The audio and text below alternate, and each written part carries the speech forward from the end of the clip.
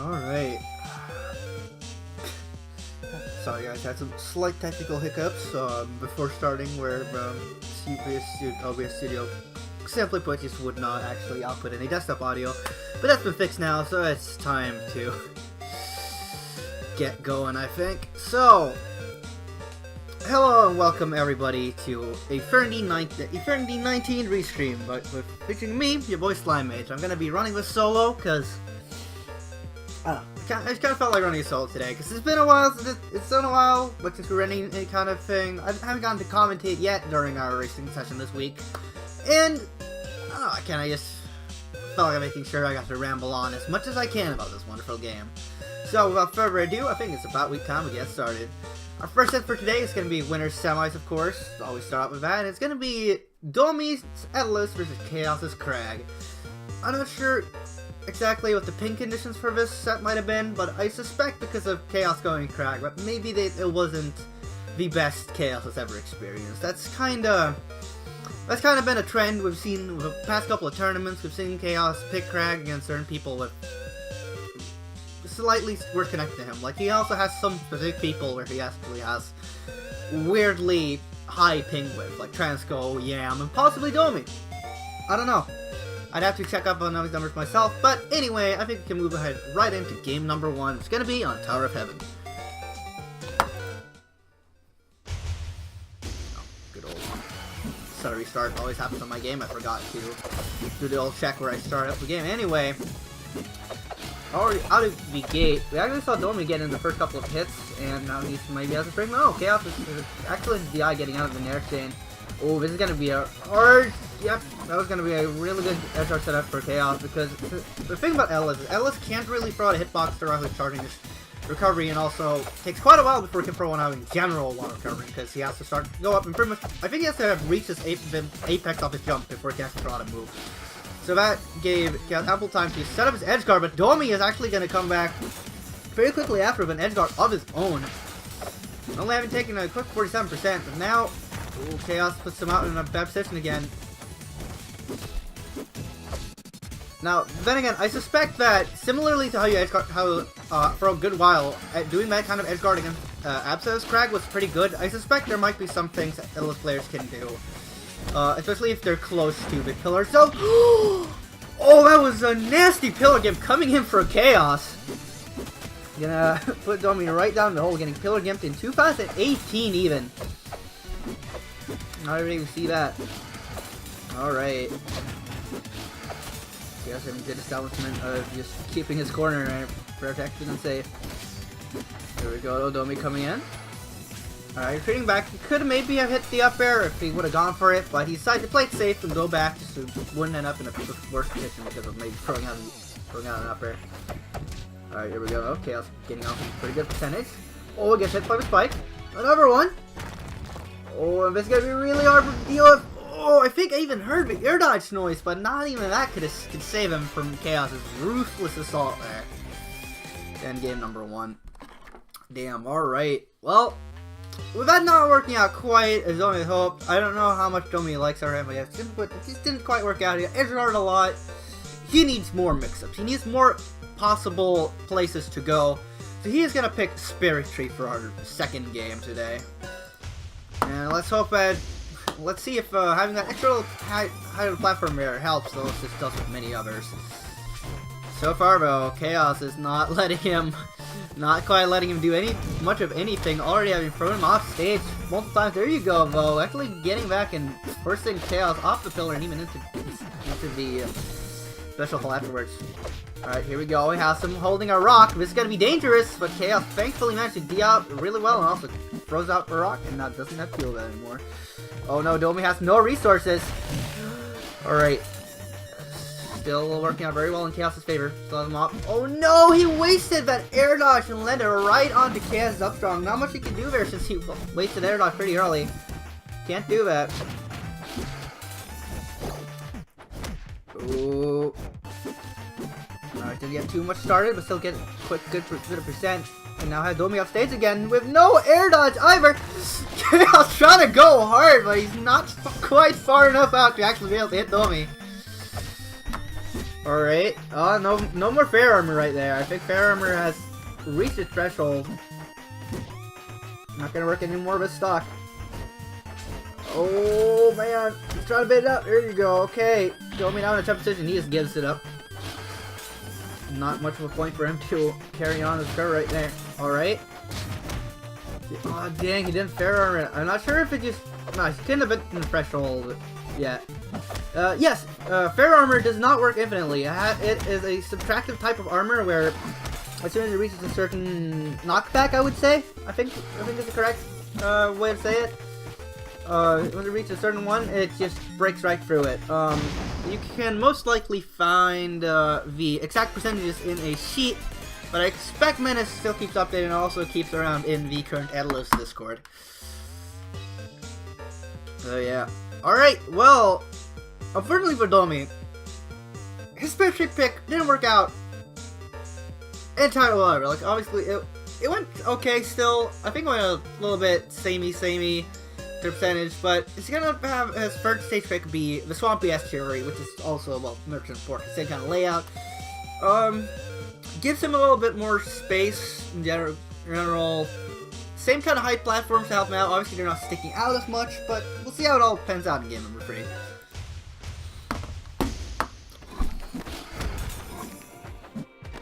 Alright, let's see. First thing he's doing is kind of retreating to top platforms, hoping to throw out more icicles. He'll be definitely being very icicle happy Adelos in general, but now, oh, he's getting carried. Okay, not too big of a safe carry effect on him. Ooh, nice tech. Gets a good height, but unfortunately Chaos was right there to intercept it. Alright, he waits. Oh, okay, there you go, actually. I like the fact that he threw out fair armor, even though I unfortunately wouldn't have done much for him there. Like, obviously this is way past the percentage where fair armor would even help him at all, regardless of what he tried to throw out. Okay, there we go. That's good middle, good percentage. Chaos' lead isn't too demanding right now. Domi actually keeping up pretty well right now. Alright, oh, he wanted to grab that armor, but unfortunately he was way too far away from any of the ice. Alright, he has him off stage again. He just nothing. Oh, he gets the forward strike. I don't think anyone expected him to throw out a forward strike while move. One thing that is slightly disappointing me right now, though, is that Domi is not grabbing armor. With the current respawn timer, armor is considerably just more stable as an option after his like. It was already pretty simple, pretty easy to get. You had like a really good amount of frames to grab armor before they increased it by like half a second, but even now it's even better of an option to offer because you have. I'm easily certain you can even throw out like ice and then also just grab it immediately. So I don't know if Domi isn't a big fan of armor or was just like, okay, sure, fine. But I still think not utilizing one of Adelos' strongest tools is not the best thing you can do against someone of Chaos' caliber. Though, then again, this game, Domi is, even though he hasn't been using armor at all, is still doing really well. Hanging back. Oh, gets the down strong. There you go, finally grabbing armor. Well, Chaos with a trickier recovery attempt. It's not gonna do him much because Domi's just standing there staring at him like, what are you doing? What are these shenanigans trying to pull on me, Chaos? That is not gonna work on me right now. Oh, almost edge canceling that parry stun, but not sliding quite far enough.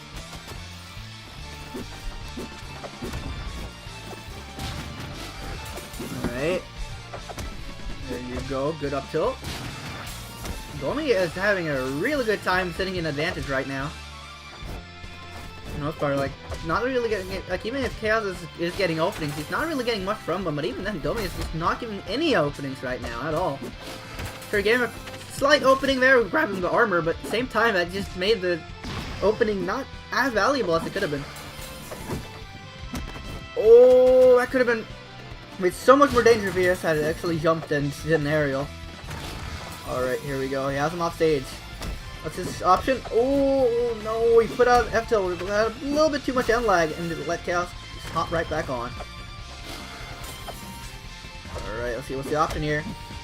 Oh, that could actually have been somewhat dangerous if Domi was just a little bit more forwards. Could maybe hit the down strong. Oh, and catches him with the Edda Bomb. and actually managed to net himself a game versus Chaos himself. Very impressive. Especially since Chaos knows his character pretty damn well. He kind of played him for a long time. He played him back in Genesis 4, and also for many other tournaments. He's played his character and should know it inside out, so actually him getting caught by that's slightly surprising me. But you know, happens to the best of us. Game number 4 is going to be a Chaos counter pick, of course. That's going to be back to V-Rock. That's going to be actually the Rock Wall. What we're going to see here. Pretty small stage, you know, like, you know, honestly, small in terms of blast zones. Like, it has some really short side blast zones. The stage itself is actually kind of big. Pretty wide. Works really well for Crag in general with the zoning game. Is, you know, it says, ooh, alright. Now this is really dangerous for Domi. Oh, no! One thing Chaos is just very early caught on to is that Domi actually, he has the air dodge. He has that option.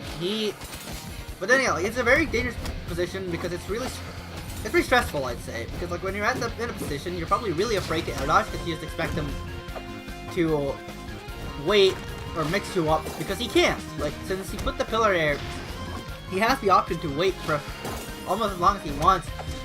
Oh my God, Chaos is just freaking parrying all of these icicles right now, not giving Domi, like he's not giving any actual openings. He's just parrying all of them. I guess maybe this was a reason why Chaos also wanted to pick this stage. Maybe he realized Domi has this habit of going to upper platforms and throwing out icicles. So he wanted to give him these very, very tempting top platforms to go to, where he also could very easily know the angle and have the open space to parry them. And is that gonna be it? No. He really, really, really wanted that down special to finish it out, but Domi is getting another shot at life and taking a first stock now of Chaos. Alright, get some good up tilt juggles, but not quite enough to get the armor off them. Oh, this could be incredibly dangerous. Domi's getting some really strong percentage here.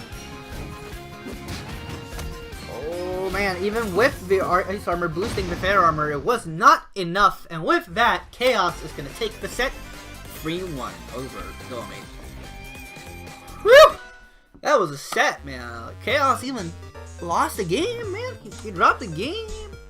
Don't see that every day. Obviously, it happens. It happens. Everyone, like, there are plenty of people that have lately been starting to take games off of Chaos. He's not the, like, unbeatable Titan always.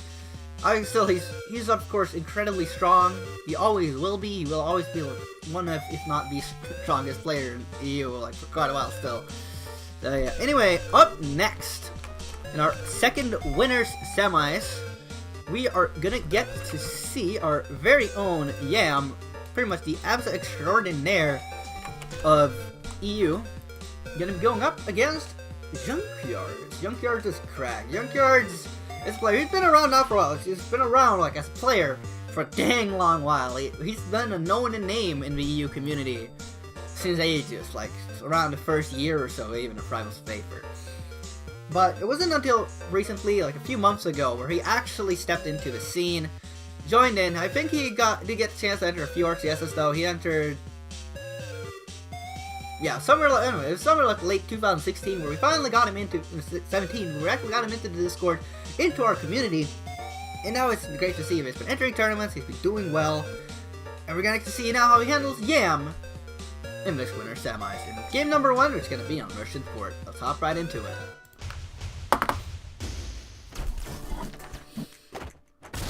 Alright, immediately we see Junkyard going up the top platform, throwing out some quick down specials.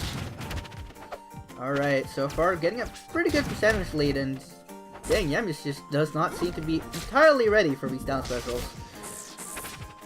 Good walling in general for Junkyard. Oh, good jump over. This could maybe lead to a stock if he's ready. Yeah, no, I was gonna say if he read him well, but unfortunately, not quite what happened. Oh no! Oh, nothing coming out of that parry though. Yam coming up scot-free, but he's gonna have to eat that strong right in the face, unfortunately. Alright, there we go. Classic setup by Young Character, where if he has a rock or pillar out, he will side special all the way to it so he can jump cancel on it. And then, this is something that catches a lot of people off guard, is that he wasn't side special back. Like, the side special back in the other direction is one that, like, I don't know, I feel like a lot of people get caught by it. I've been caught by it too quite a bit.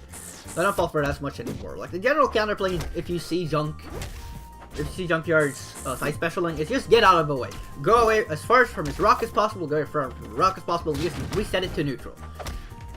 Of course, unless of course you feel spicy enough where you think you'll be able to parry his side special. But even then, he is really good at knowing when you're getting too close, that like, oh, he's probably gonna go for a parry here, and he'll turn his side special around, and I will then also catch your parry when he starts rolling again, and then he can jump cancel and do whatever he wants with you.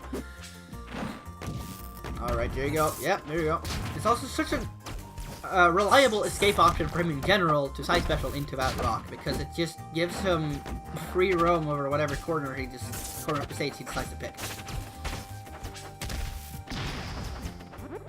Finally though, Yam actually taking us off of Junkyards. He has had a rough 2 minutes so far where he just couldn't quite find the openings needed, couldn't find like any real combos either, actually. That's been a big lack of things we've seen, big lack of what we've seen from Yam now. It's just we haven't really seen him gain too much from his advantages openings, but here we go, getting quite a bit of percentage. Starting to get the momentum going from taking the first stock, and oh, here we go, Junk has him with the rocks. Oh, that's a good back here. Whoa! Huh, I guess he must have accidentally inputted the pillarless, because he sure hasn't thrown out a pillar himself.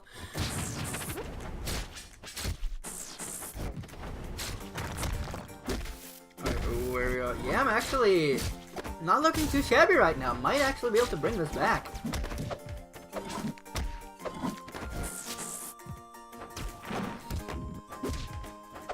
Oh, there you go. Junkyard's definitely at, Yam is definitely at kill percent now for quite a bit of hips, and that's gonna be it. No, actually, Junkyard's does not pick the best fairy punish option he could have had there. Did not keep that his rock was there in mind at all, and lets Yam live another day.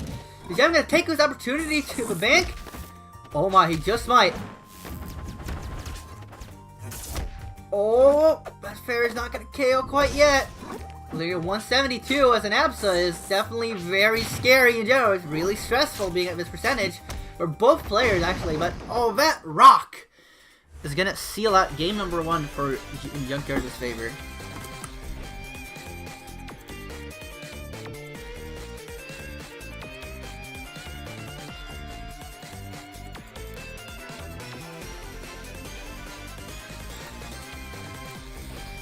Whew!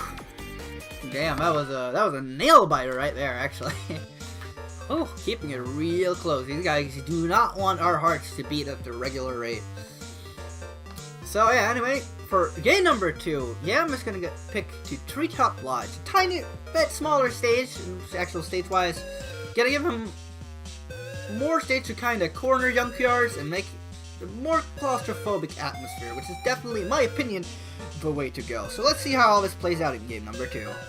See, the reason why this is a good stage pick, in my opinion, is because what you don't want to give Junkyards is space. You want to make sure you can be in his face so he can pull his rock, he can't gain all of his mix-ups, and you just have to force him to play CQs. Because that's where Junkyards is, for the most part, weaker than most of his other...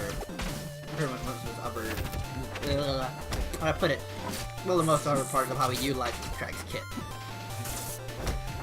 Where he's strongest is always when he has a rock and has all of the rock throw mix-ups where he can just keep you guessing about what he's going to do. When he has his rock out, he has his side special mix-ups, which also keeps you guessing. Just, in general, he can't keep you guessing as much if you just keep pressuring him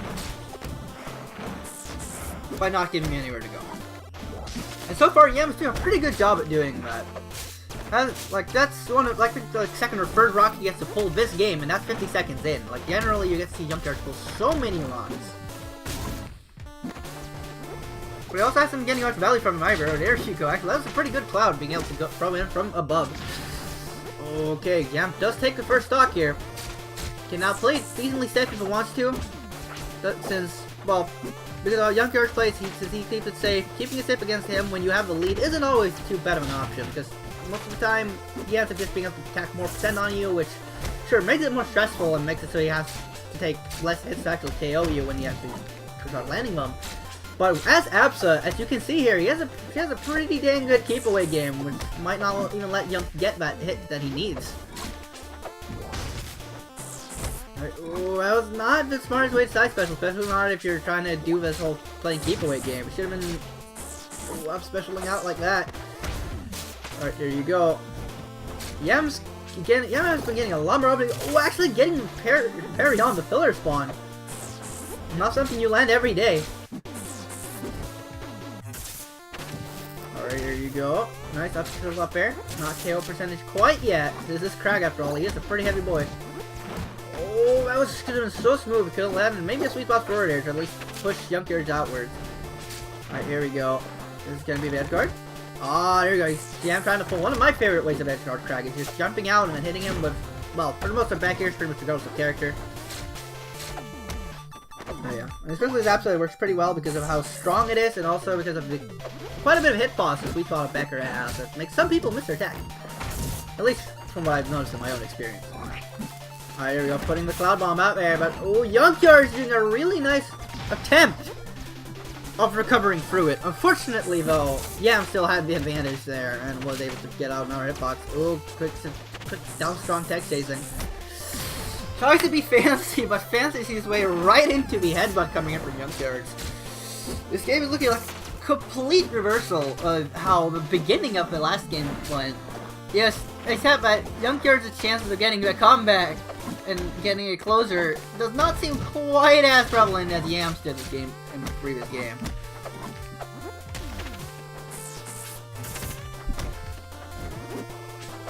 Alright, actually I might be eating my words here. Junkyards is starting to attack on a good bit of percentage. There you go, doesn't get the parry. Oh, he has Yam off stage now, which could actually be converted to something pretty nasty. Okay, there we go, he has him off stage again. Yam does, however, have all his research. He's no research at all! Oh my lord! Oh, that could have been handled a lot better by Junkyards. He could actually take him a stock right there, probably, if he played his cards right. Oh no, Yam trying to play it lazy. Oh dang! This could be hard for Junkyards. Actually, that's just giving him a free recovery, but still, with too much end lag, and Yam got free reign, so just go up there and hit the upper and take game number 2. Man, these games are intense, man. They're not letting me breathe. They're not giving me any. They're not letting my heart rest, man. Oh boy, this is actually a counter pick I'm not sure I'd expect coming in from a Crag player, because most Crags I've talked to or heard kind of don't like this stage. The stage is going to be the Spirit Tree. Now, especially in this matchup, I feel like I haven't heard a lot of goods from Crag players. Because this stage, especially with the side platforms, and something I mentioned where we had Dome vs. Chaos, is that they're great for people recovering. Because it gives you an extra bit of height, but also it's just sticking out. It gives you a recovery, really good recovery mechanisms. Oh! Damn! Especially getting hit by that, I'm not sure I'd say this is a good stage pick for you. Holy moly. But yeah, in general, just, especially for Absa, gets really nasty recovery mix-ups because of how her up special works, because of the upper platform being there, because it keeps you guessing if you need to cover high or low. If she goes high enough, she can always zip upwards diagonally to it, and then downwards diagonally from it, and then be non-special fall and able to up special again, giving her even more time to just mix up her recovery time. So yeah, she also, this platforms are also perfect height for her to anti-air you on with up tilts. Actually, no, I don't think F tilt necessarily goes through, but if anyone wants to approach and like platform drop up on her, I'm pretty sure F tilt will hit. So yeah, no, not sure I agree with the stage pick, especially not from how his game has been going so far. Parry, Yam doesn't, unfortunately. I don't know if he was banking on getting the sweet spot, but oh, really solid there, using the double jump cancel to make sure that he could keep drifting along at a good height. Alright, at least broke both the rock and the pillar with that parry in there. Making sure he got something out of it. There you go, parry rock. Committed a little too hard to breaking that rock there, Yam. Just a little bit. Oh, there you go, good anti-airs.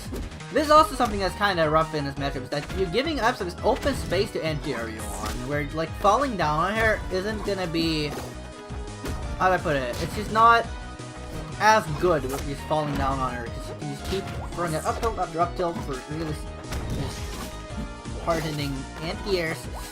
There we go, he has all of his resources. Oh no!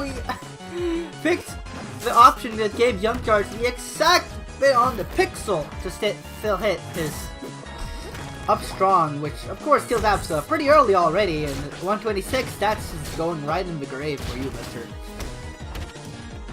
Alright, this game is actually a lot more close now.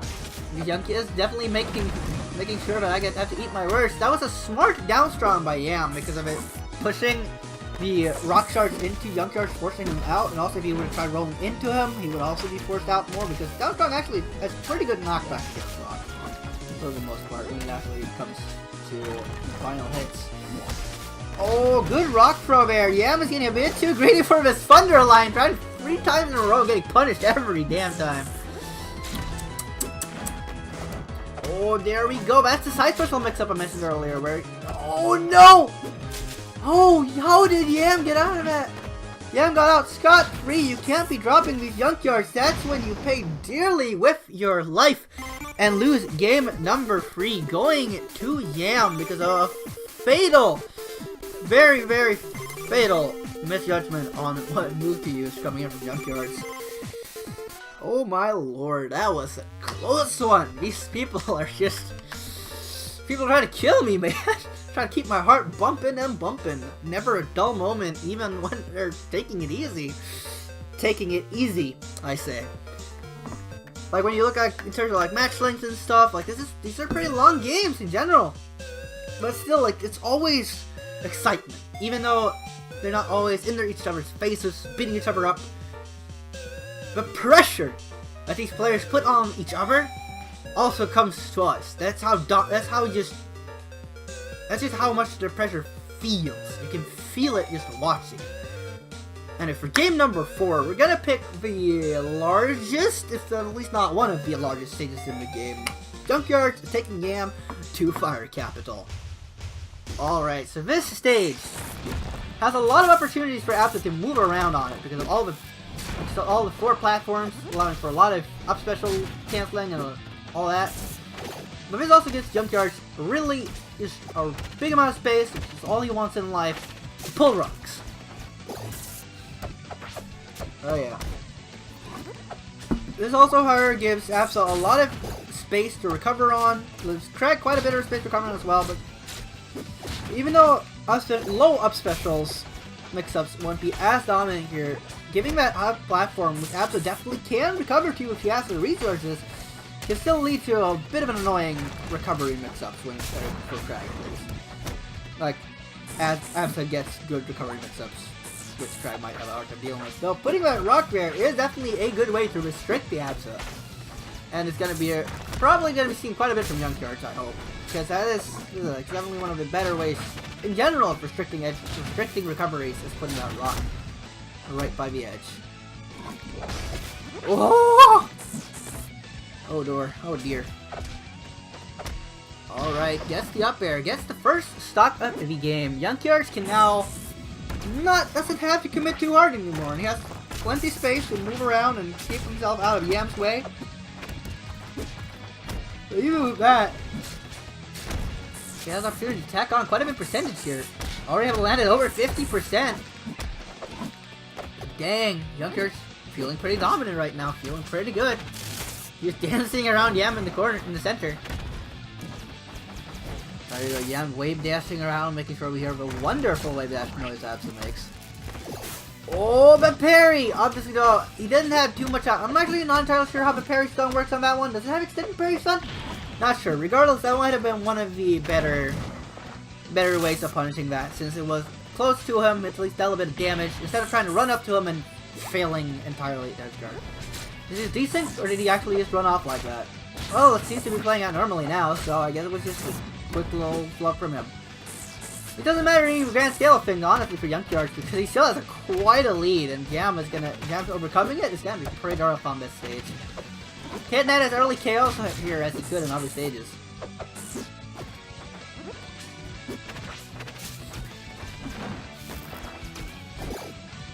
Gets the parry.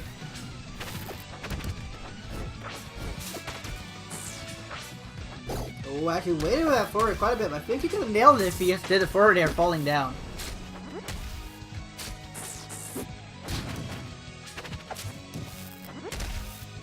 Alright, here we go. Actually, Yam is packing a good percentage, but as I said, since this is Fire Capital, even if he's packing on his good percentage, he might not necessarily lead into the early kind of kill, or lead into a kill right now. Although, actually, up to the up air will be something that you would be able to look for and actually convert the kill from this percentage. So this, man, will Yam be able to bring this one really close as he did with game 1 and previous games as well? Let's find out. Alright. Pass him in the corner. Left him right back in.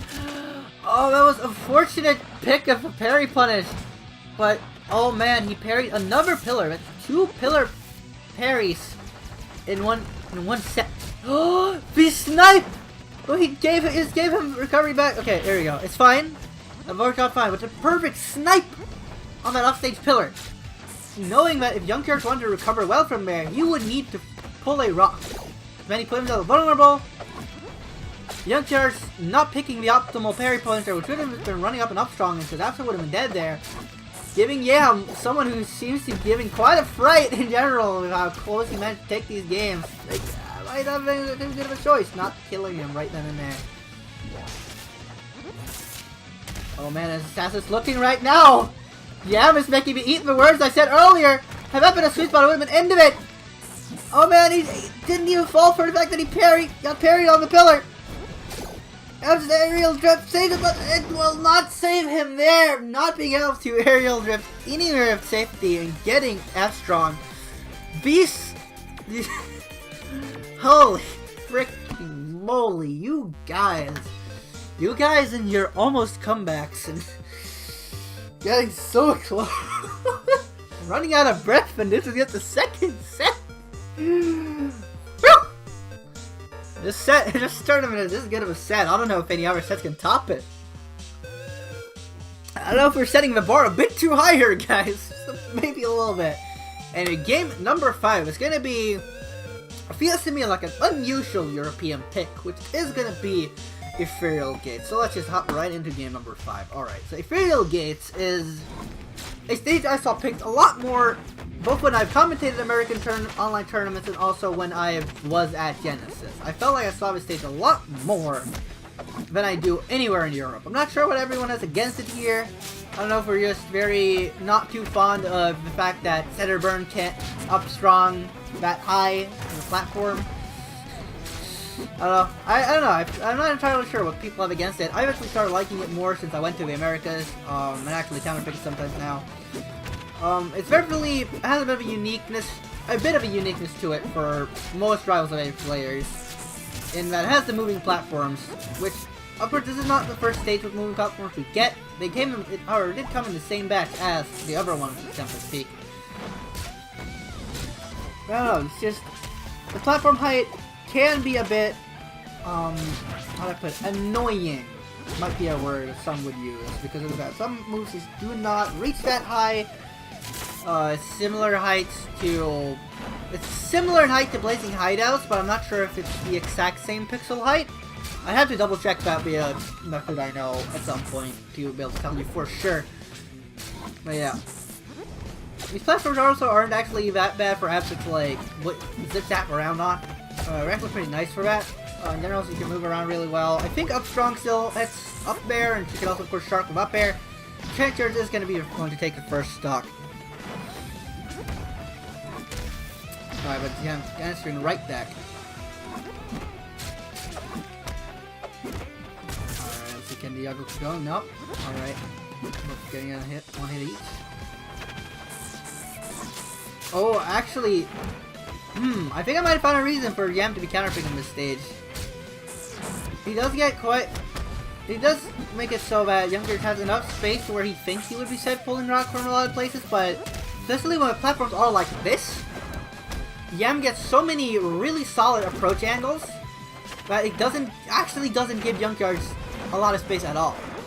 So how fast he can traverse it. So when the platforms are separated to the side like this, is probably one of the better stages apps I could wish for. just in terms of pure movement accessibility. Oh, unfortunate. Gonna have a side special where he would not be able to cancel in time to save his own life. Good zip zap. Oh, actually didn't hit the rock at all there, but still did get hit on Junkyards. Oh man, making it right way past Junkyards' rock throw.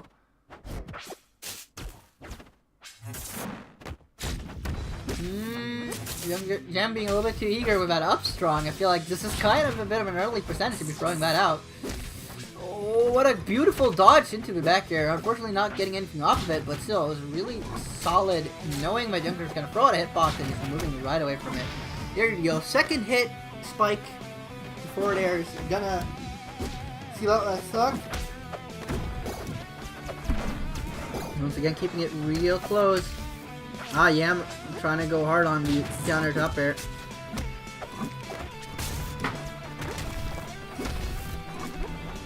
Alright, let's see. We're playing pretty patient right now, but oh, Junkyard has him. Probably, oh, gets behind him. Parry. Unfortunately, still not getting that. I feel like Yam commits, like, he always commits to that, I feel, after a down air sweet spot, which I'm not sure if I agree with. Personally, I like to go for, I don't know, because I feel like a lot of people start catching on to that Absence do that. Anyway, that set is gonna go to Yam in the end. That was a nail-biting set, man. That was so close. Everyone was playing, both players were playing super well, and keeping it way too close for my heart. Oh man, that was a beautiful set. Hope we didn't set the bar too high for you guys now with that set, because I'm not sure if all of the other sets can quite keep up to the quality of these players, just how close their skill sets are. Anyway, moving down into the losers side of bracket, we're gonna get to see Zeluxury from the UK playing for, I think, pretty sure Burrito Esports.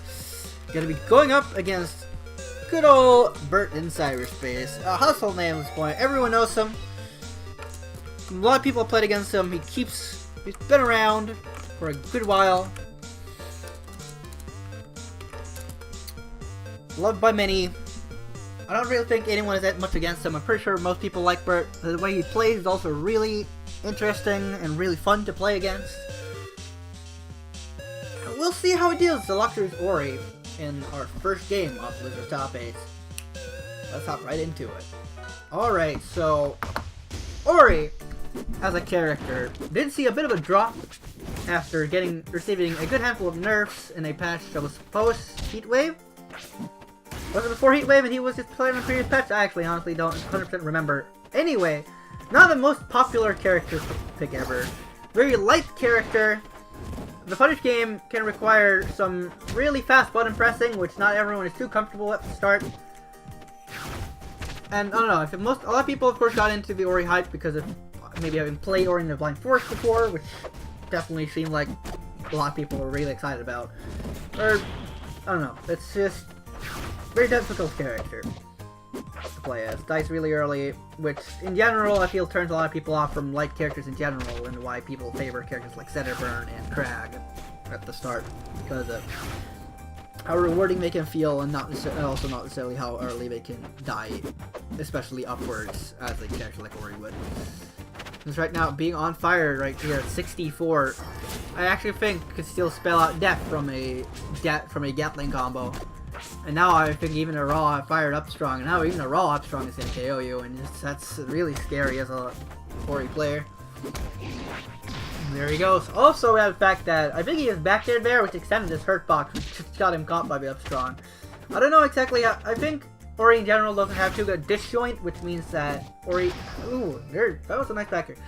Ori tends to trade a lot, which also means that potentially things like Setterburn can throw out a good anti-air up strong and punish pretty much most of Ori's aerial approaches, which is what you want to be doing for the most part of Ori anyway, and get some pretty early KOs like that one, which was unfortunately because of very poor DI there on Luxury's part. Burt with a very very dominating game 1 against Luxor. So I guess he's no stranger to playing against this character. I don't know if he got some good practice. I guess he got some good practice in versus this character back when they were a slight bit more overtuned.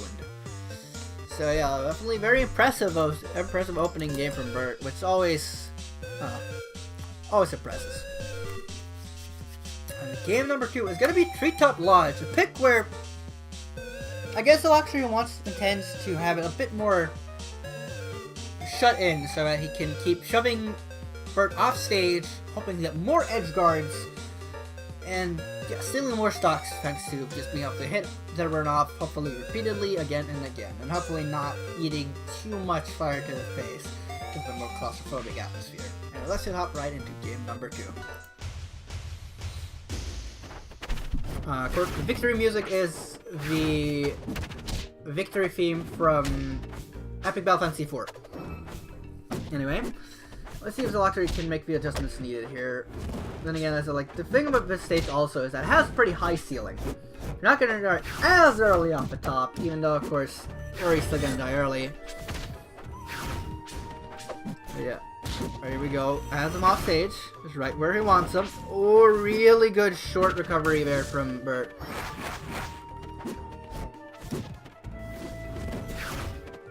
Here you go. Good recovery mix-ups. So actually was not ready for Bert to go like immediately that high. Oh! Alright, Bert actually getting a good shot at life here.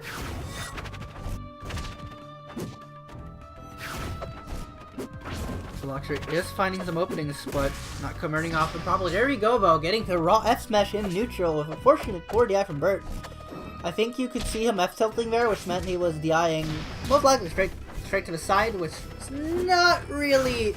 When you have a rival's DI work where it's perpendicular, DI stuff where you want to be DI where it's entirely angle based, where 90 degrees is the optimal DI. Well, when you reach the 180 point, you kind of DIing like you're not DIing at all. So at that point, Bert did not have too good DI. Luxury's trying to keep it a bit lazy with his edge guarding here, knowing that F strong, it works. Keeps shoving it off, so that's good enough for me. Another F strong coming in. At least gets it off. Now this edge guard is still going to probably result in the Luxury's kill, but one thing that is slightly disappointing me here, and actually no, it doesn't result in a KO because the Luxury is not using Sign for his edge guarding. Charging up and putting up Charge Sign against Zetterburn, who was forced to recover low, that's going to give you a free Sign Spike. Now thankfully for the Luxury, he didn't take too much percentage there, he could keep going. He also got the bash to finish off Bert's stock. Overall, he's still keeping a really strong lead this game. Not sure how Bert's gonna feel about trying to take this back when the Luxury's just actually putting him off stage and getting the edge guards pretty consistently, at least dealing a lot of percentage, even if you're not converting the KO off of it.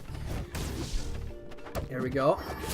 Tried going for forward air, probably hoping for the no tech or just no rolling at all coming from Bert. Was trying to land an F smash, but he was ready on it. Oh, gets the jab. That was a pretty common thing to do. We caught a lot of people back in the day was doing a quick jab to making people panic and rolling it. That was a very common thing back in the day, back in like 2000, early 2017 or 2016. Still works on a lot of people, especially the newer guys. Not a lot of people know how to deal with just getting put out of commission for a couple of frames with jab one. There's also why people fuck with Sign taps quite a bit and get antagonized by those. Anyway, game 2 is gonna go to the Luxury. Worked out pretty much just like I thought it feared was the reason he picked the stage. Getting that tiny minor area, being able to shove off Zetterburn, getting edge guards, at least really heavy amounts of damage, and put it off stage. Now Bert decided that, you know what, I need a little bit more mobility. I need to be able to go around the Luxury's approaches more, so he doesn't get that one opening that pushes me off. I have somewhere to escape to, or also, well, an extra little bit of height to recover it to still. So his stage counter pick is going to be Tower of Heaven.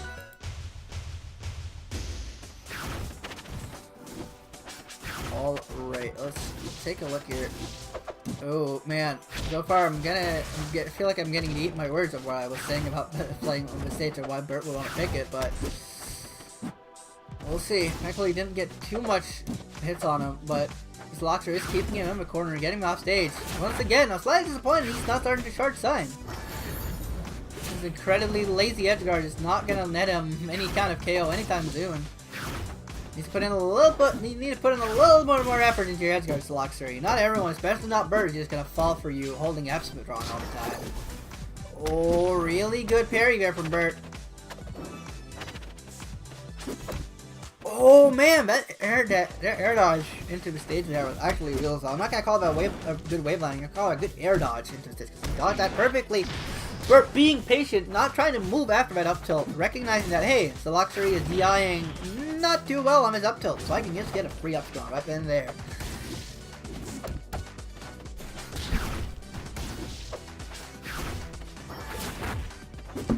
Oh, this could be unfortunate for Zloxer, actually, for Bert, I was gonna say, but then it became unfortunate for Zloxer because he went a little bit too far from that hitbox. Alright, here we go, left tilt off stage. Bert using his recovery mix-ups. Oh, that down tilt actually beat out the down special, so Zloxer didn't have to eat that hitbox, especially since of how he was down tilting right there. If I would have hit him, he would have been DIing terribly for it.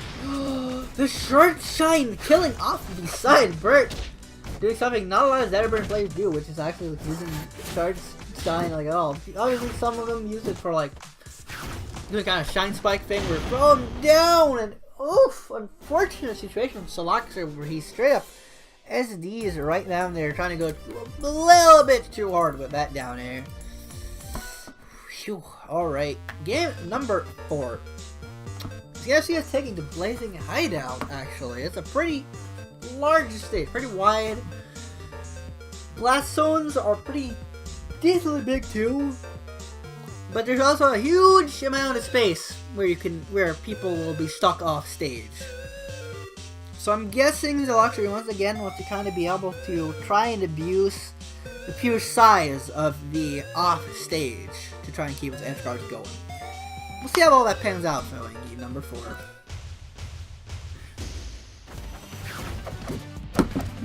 Alright. Also, I'm not sure entirely how movement oriented Zloxer is. If he's movement oriented enough where the top platform is gonna lend him much strength.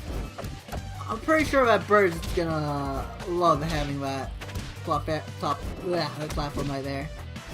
And so far, I guess Bird is making Zloxer eat a little bit of his own medicine in terms of when it comes to carrying an edge guard going further and further. Eventually ending it out with that, forcing him up there and just getting up to the sweet spot up there. Really solid first stock from Bird. Oh man, guess it with the later hits, Bert was not ready for it, or Bert was trying to parry, was ready for a hitbox coming out, but not how long it would, not push the pullback. Not something he was entirely expecting to get caught by. Alright, here we go, gets the recovery mix-ups. Oh, but unfortunately gets caught out by Ori's back air, eating both the fireball and his stock. Oh, the raw down special in neutral. Catching Zloxer off guard. Oh, this could be rough for Zloxer. Yep. Didn't DI as ultimately could, but then again, I feel like most like that would require a really good DI to be able to live, but even then, because of how light Ori is, I'm not sure how well survival rate would have been even with proper, perfect, optimal, whatever DI. Right. Here we go. Potentially getting off stage? Nope. Okay, here we go. I have him off stage, but with all his resources, he's still gonna get back. Wow, much for it. Oh. Whoa, down strong actually caught me off guard there even. Oh, good jabs. Zloxer does not have any resources left. No double jump, no air dodge, no nothing. Maybe soon, not even a stop.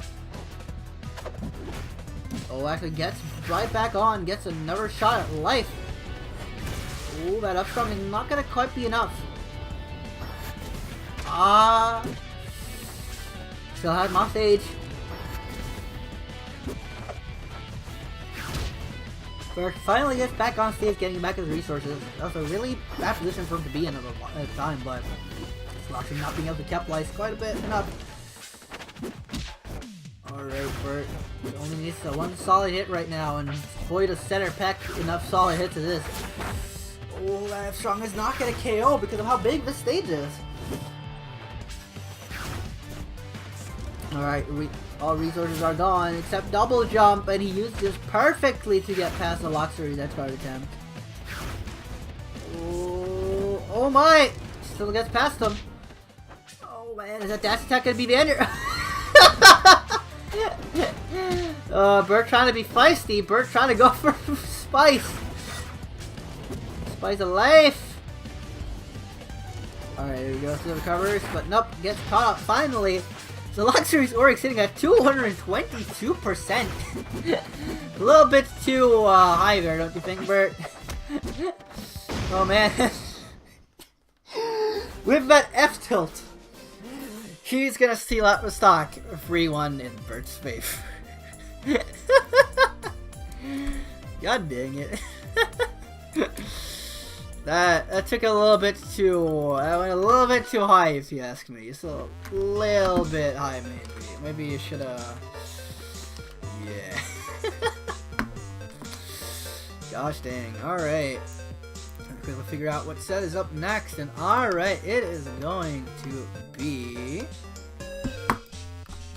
our very old, good old 40 gonna be up versus Swords Play. Swords Play being one of the main people to switch over.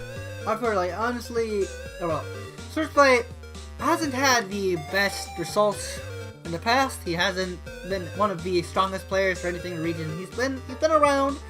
He's been like a known name at least. People have known that he's existed. He's existed for a good dang while. He used to play Raster, but swapped over to Rano with that character's release, and you know, can't really blame him. He's a solid character, has some similarities to Raster. Some, I think. Maybe that's not a bad word. Anyway, regardless, Swords Play being a bit more on the defensive side as a player, definitely I can see him getting good enjoyment out of Rano's kit. Being pretty good at playing defense in general. Earth-40, of course, household Crag, has been around since the very beginning. Had some periods of time where he didn't really play much. His connection has always been an issue, but with the new year comes new internet and a more solid connection for Earth-40. So hopefully we'll be seeing, in general, enter more tournaments. Anyway, enough rambling for me. Let's get into game number 1 on Tower of Heaven. Alright, so starting off, this matchup is one I've heard many a Crag player be a little bit tilted about. When it comes to the edgeguarding game of Rano, it is a very strong one in general, but especially on Crag, it can be very, very devastating. Because of how long it takes the Rectory Pillar, it gives the Rano ample time to set up for a needle to an arrow or going on to the pillar. Oh, yeah. Unfortunately, like, Rano does still have his aerial drift issue, so it might take him a while. Like, it could give the Crag ample time to prepare himself for recovery, unless Rano goes for the darts to start messing with the Crag. And, oh, did he pull that rock? He pulled that rock, and Aiden Headstrong and dying at 81%. Very unfortunate situation for Earth-40. I mean, lost that stock a little bit too early for most Crag's taste, probably. But there you go. Nice pacing from Swords Play, going in for that, running away and parrying. Oh, be Whirly Durly is catching Earth-40. Unfortunately, Whirly Durly doesn't really deal that much percentage, so Swords Play doesn't get too much from it, but he does get all those six poison stacks for himself.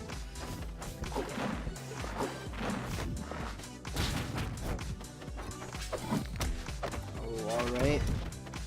On him off stage. Oh, very beautiful catch on that tongue. Alright, bounce the rock on him. And there we go. Swords Play not being too patient with his up special, landing right into Earth-40's F-strong range. Could maybe have been a bit more patient, gone for the wall a little bit more. Drifted down a little bit before he did that. Ooh! Catches him right out of the bubble. Earth-40 not having the best DI. Once more, unfortunately. Oh, there you go. Good dive kick trade. Getting right through Earth-40's defense. Oh man, that tongue, that was maximum range tongue. Go for it. Let's see here. Can switch play. End this out. Oh, get some offstage again. 2 poison stacks on him. Oh, a little bit too feisty. That was forwarders. Not actually, feels like he mostly threw him out in the direction more than paying attention to where Earth-40 was going. Might have been aiming for the pillar, who knows? Oh no, falls right down into the F-strong and gonna net Earth-40 that game number 1. That was a pretty close one. Definitely shows that Earth-40, even though obviously he's a little bit rusty, probably hasn't played this matchup too much either since. Well, Ron did come out during a time where he was, of course, taking a break. He takes a lot of breaks. He doesn't play the game as often as he used to. He doesn't get as much practice as he used to. So these new characters are probably going to be throwing him off for a good bit. A good bit. Still, though, being rock solid enough to make sure that he keeps his pace going. Let's see if he can keep it up in game number 2 on Tempest Peak, shall we? Now, Tempest Peak is a wonderful stage for Rano players. Because it has good ground level. The platform heights on the mid platforms aren't too bad when it comes to, like, they don't really get in too much in the way of Rano's stage carry. And oh my, is up special movement and edge canceling dive kicks so nice and satisfying on this stage, with the mid platforms being being a good height for you to just kind of jump up. Oh no, he saves him! That was not the best solution to that situation there for you. You don't save your enemy as much as you like him. You don't save him when it's a tournament match. And oh, Swordplay is dipping. Oh wait, is Earth-40 actually gonna... Homie stocks in tournaments, how you disappoint me so. I mean, to be fair, maybe it was a lag spike, who knows. I guess I might be like, maybe Swordplay has got a misinput because of his input getting eaten or whatever. That's usually when I find homie stocks fine, but in general, homie stocking in tournaments, man. Why do you do this to yourselves? Anyway, we did actually get to see a good edge canceller come out for Swordplay earlier with his off special. It wasn't even the dive kick variant, I don't think. Oh, here we go, R40 going a good high recovery. Make sure he gets back on stage. Oh man, he's trying to hit him with me. It's a very old mix-up. Trying to hoping that he would parry a bit early, but Swordplay not falling for it, making sure he parried right when he could, which was right when he landed, which is when F-Con came out anyway. There we go, getting the edge cancel, but not getting much from it. Alright, let's just be. What? Save Swordplay once more. Ah, man, it could have probably gotten out of back air in that period of frames, which would probably been pretty good for Swordplay if he would have gotten a weak hit, which could convert. Maybe an up strong, or well, Dacus specifically. Dacus still not gonna take it. This is the patch where they made it larger, right? I think that was 1.2.4. So, or at least it's within those patch numbers. So, Tempest Peak is pretty big now, especially big now in general. Oh, yeah, I know they're frozen, of course, where they made it larger. It'll take a bit longer for him to KO each other, especially for Ron to KO Crag in some cases. Whirly-darly, not giving him too much real to work over.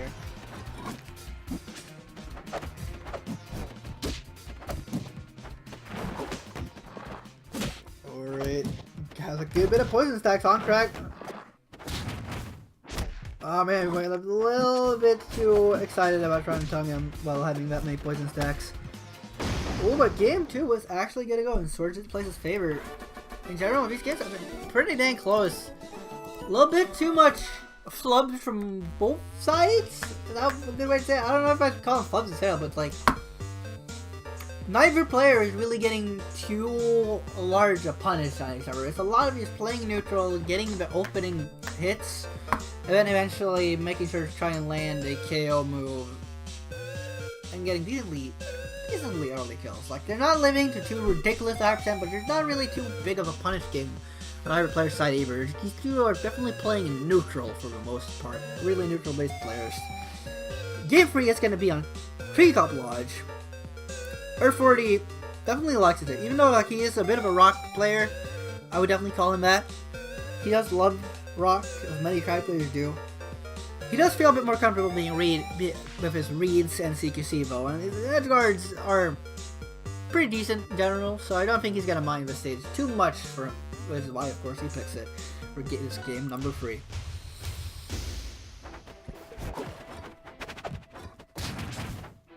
Alright. Let's see. Ah man, I could probably have been a pretty decent choice of move had he not been that close and gotten tongue grabbed. Alright, here we go, Rockets in play. For juggles. Ah. Was expecting him to land on the platform where he was standing ready to headbutt the ever-living heck out of him, but Swordplay did in fact get a bit lower than anticipated and he went right down onto the ground again. Okay, there we go, neutral air. Did not set up with the right hit that he probably wanted. He probably wanted the second hit, which would have set up for forward air, but it is fine. R40 still managed to net the first stock. There's a tongue. Not too big of a punish coming out for Swordplay once more. Oh no, that was not a good pillar, but also a really poor punish from Swordplay. Oh, that was a good neutral air. Oh man, he's trying to hit him with it again, but Swordplay is still not falling for it. That was a good F tilt. That was actually a really solid F tilt because it got just the kind of delay he wanted in when he would hit the rock. Oh man, ooh, almost landing that aerial down special.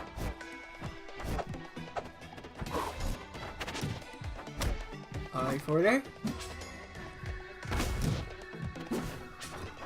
Aerial special. Ooh, gets headbutted.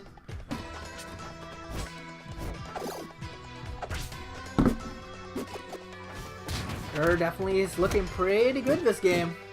Oh man, especially with this situation. Of course he's gonna go for aerial down special. Ugh.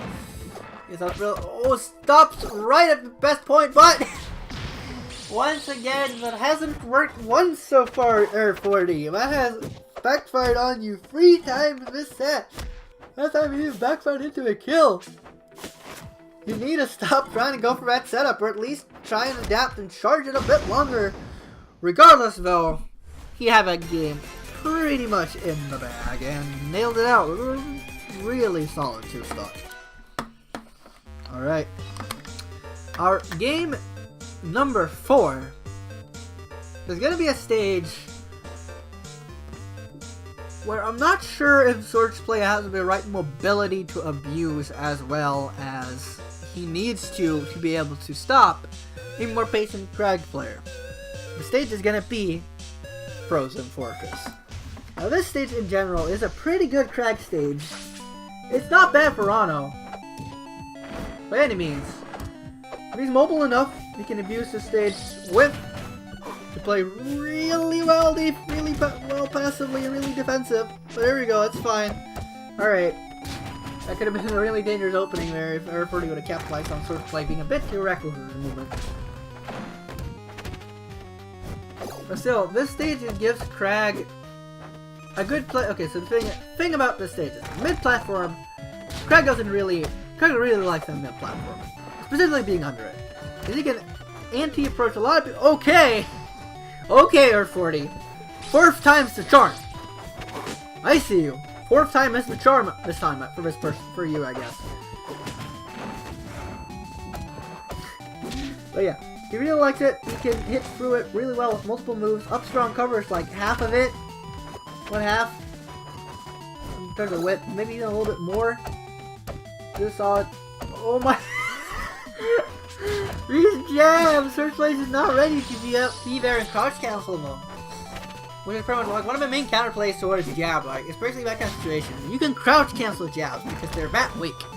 And because of how it has certain property with certain flinch property, which makes it so that you're cross cancelable. Which means that you take less hit stun from them if you crouch, or make sure that it's in the crouch state, which means that you can actually like parry or jab them, even jab them back. In a lot of cases.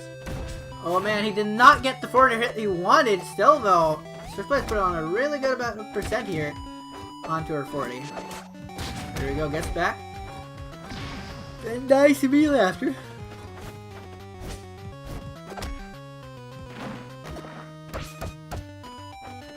Alright, back to neutral. Oh, negating that rock back up.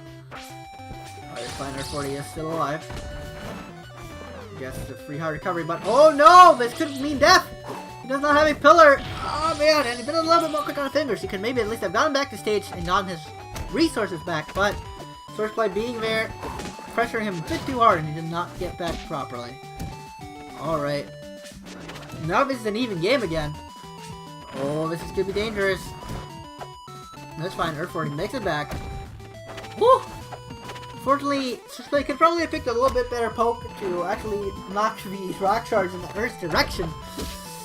But yeah, down tilt was a pretty quick moving, saw him moving towards him, probably wanted to quick get off me. If Swordplay was a bit more confident in parrying down special, this would probably be a lot more in his favor right now. He definitely had one of those moments where he could have done it right there. Ooh. Another way to is definitely of the old school of Crag. It's his pillar usage. Anyway, Air 40 is gonna take that set. 3-1. It probably did age because the traveling up special does in fact kill rocks. A lot of moves actually do that, for the record. A lot of moves can can break even a traveling rock. Not that I'm entirely sure if it was traveling or not. I didn't pay that much attention, unfortunately. But yeah. Alright, so up next, as soon as I sort out my repis a little bit, we are gonna get to see our first Loser's Quarters set, which is going to be you're gonna get to see Junkyards fight against Bird in cyberspace. Just gonna quickly set up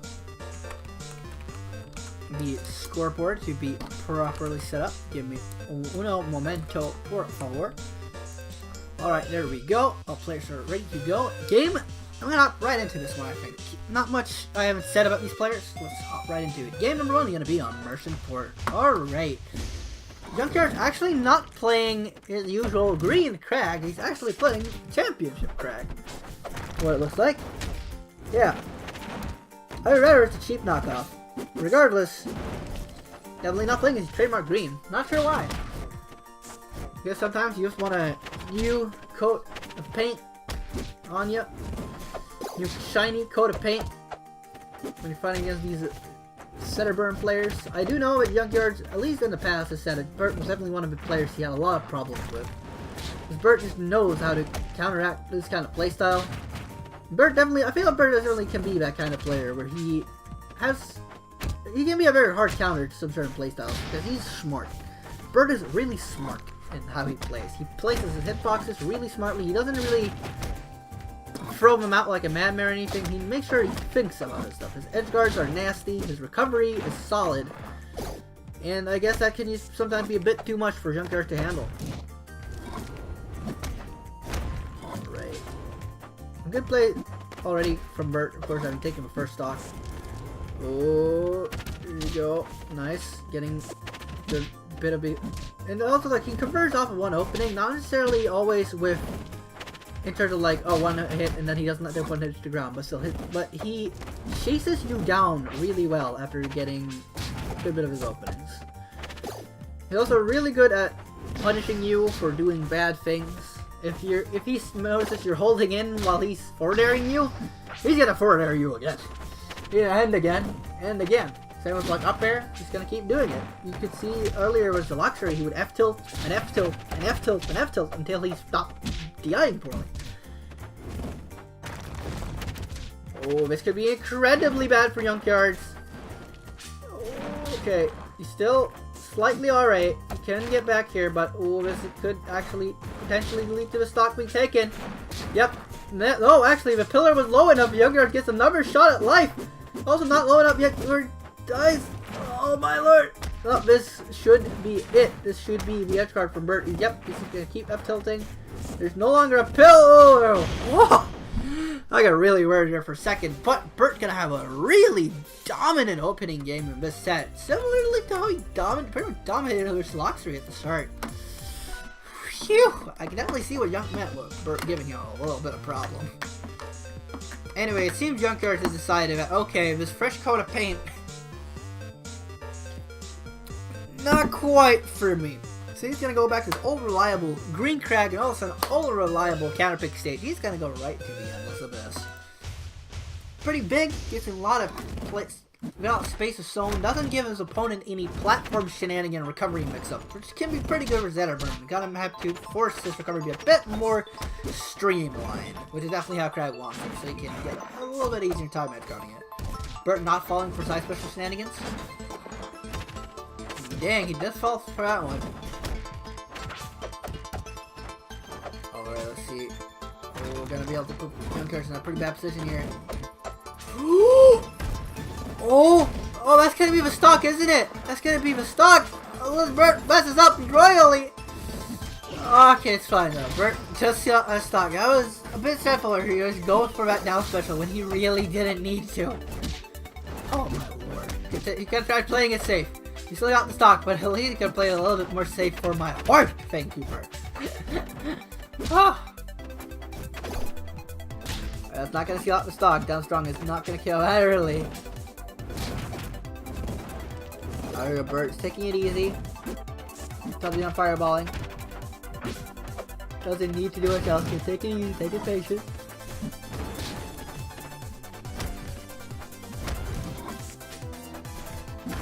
Oh man, try to throw the rock. We're catching a little bit too early to be able to punish with down special recovery. Oh man, he's keeping Bert in this offstage juggle. Oh no, he went for up air, which is not gonna let him that KO. Alright, Bert taking it easy. There you go. Bert's patience against Junkyard's side specials and a lot of other moves is just so phenomenal. I wish more players would do this. If more players played like this against Junkyards, then he'd be out of. I'm not sure if he would keep landing these top 8s. Is the supreme patience Bert has, while still being well enough in Junkyard's phase, is really admirable. Oh, finally the Junkyard is gonna land that KO.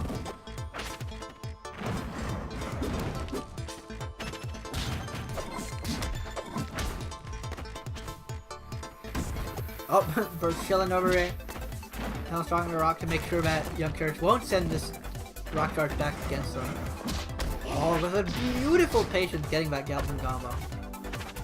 I feel like Junkyard also probably getting a bit too impatient. I don't know. I feel like he's still using side special because like getting it out of his muscle memory is gonna be rough. But I feel like he maybe fears Bert a lot. He's giving Bert a lot of respect now, even when side special. Oh, there you go. Nice parry. Gets him off stage. He's keeping center stage. Oh no, gets caught by down strong. Oh man. That's unfortunate. Is what I'm gonna call that. Sad attempt of a pillar game. Press F for press 1 if you feel bad for Junkyard, my fellas. That was probably one of the most sad attempts at doing a filler game I've seen. Oh well. Game number 3 is gonna feature a straight up run back. Junkyard is like, oh, you know what? No, I'm tired of this stuff. I'm tired of messing up like this. I need this stage. This stage is what's gonna give me the W. That was all on me. The stage is still gonna be great for me. I'm just gonna see if we can. He's actually gonna be switching it up one up. There we go, getting some good nair chains. I mean, slight improvement to CQC, but C's fine alpha and he's off stage yet again. Oh, that's gonna be a dead crag. Nothing you can do to recover from that situation.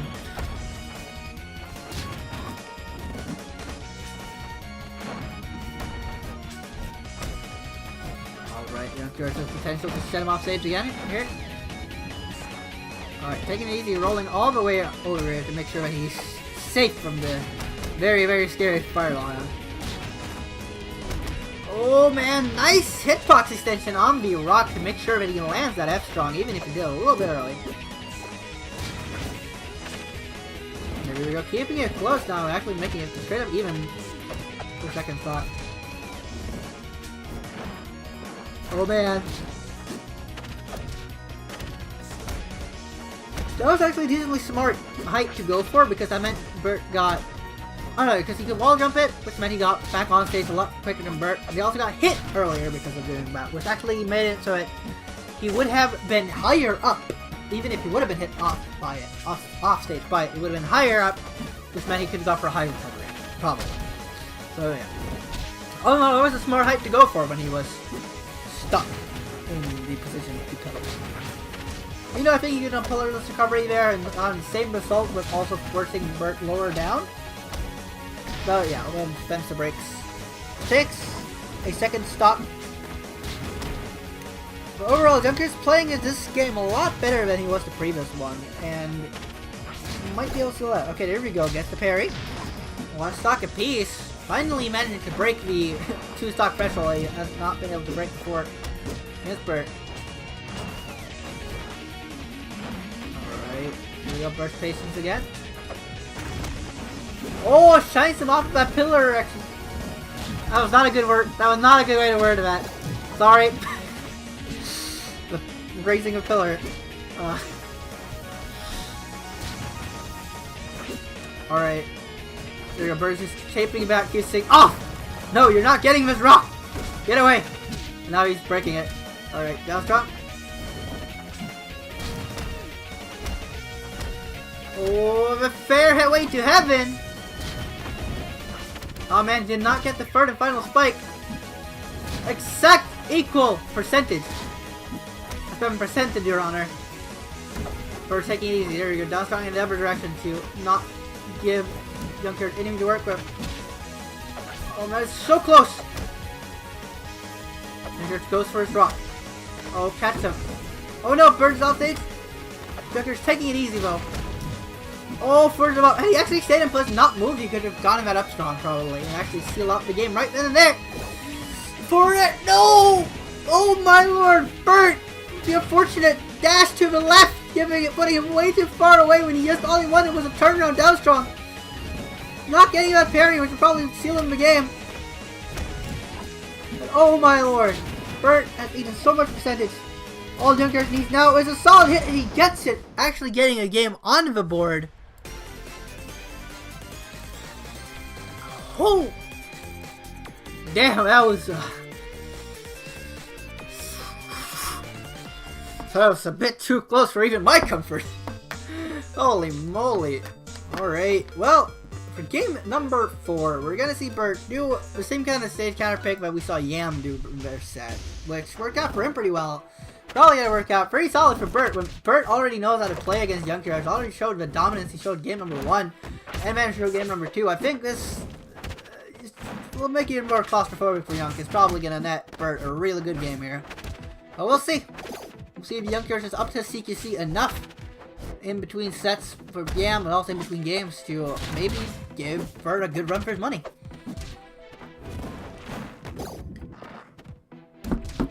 Gets it down strong. That's not going to KO just yet, but it's going to set up a nasty edge guard situation.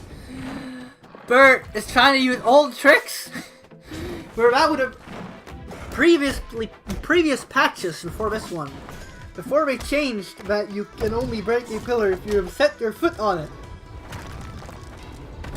That would have been nasty. I would have broken my pillar right then and there, but with that patch change, it doesn't do that anymore. But Bird's still gonna be fine. Anything bad edge guard.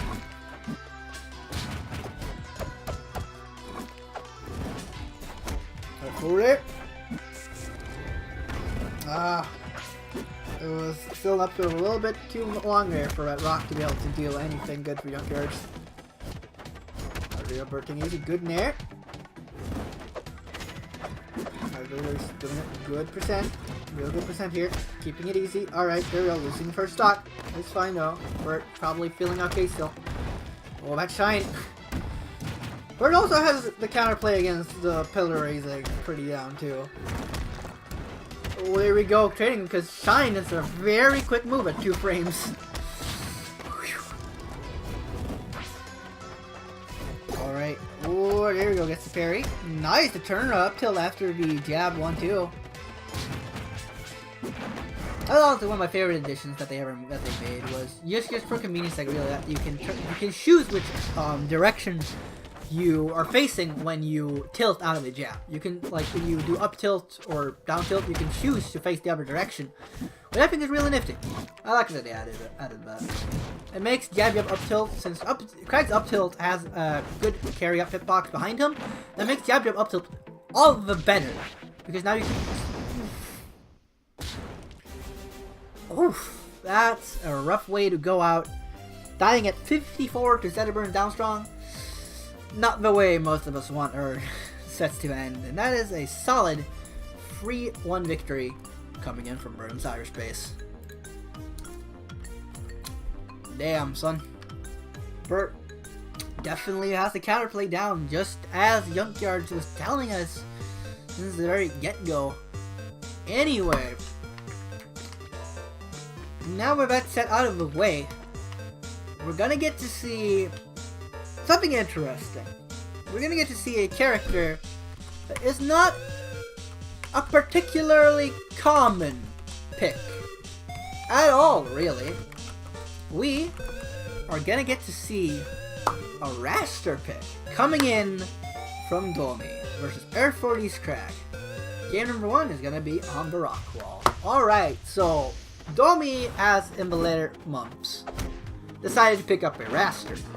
He likes the character quite a bit, what I know. Finds a lot of enjoyment in the character. I think it's cool that we're finally getting a proper raster player in EU. We've always had the Clownster as an entity that existed, plays the game a lot, but unfortunately, he resides in Israel, which is a bit too far away for some people to continue. So if we can get Domi up to snuff, being a really good raster player, that can tell us a lot of good matchup experience. Now, matchup experience as well is something has quite a bit of in this matchup from the early days. Having fought Full Metal back in his prime a lot, probably also actually being one of the people that is very okay with playing against Clownster. That's a good bit of experience from that. So in general, I'd say this is actually a matchup that Earth feels very comfortable in. And so far, we've definitely seen that.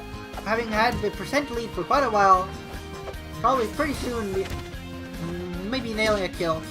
Not sure if actually losing with stock first. Not sure if his Magnet Up Strong is gonna work as well against Domi as it did versus good old Full Metal and also Crucho, of course. Crucho being a very old name that not a lot of people know nowadays. He was one of the best players to do it at one point in time. And fallen off and done other things. Anyway, tries to catch Domi with the same setup he was trying to do a Swordplay earlier in the previous sets. Not quite working for him still though.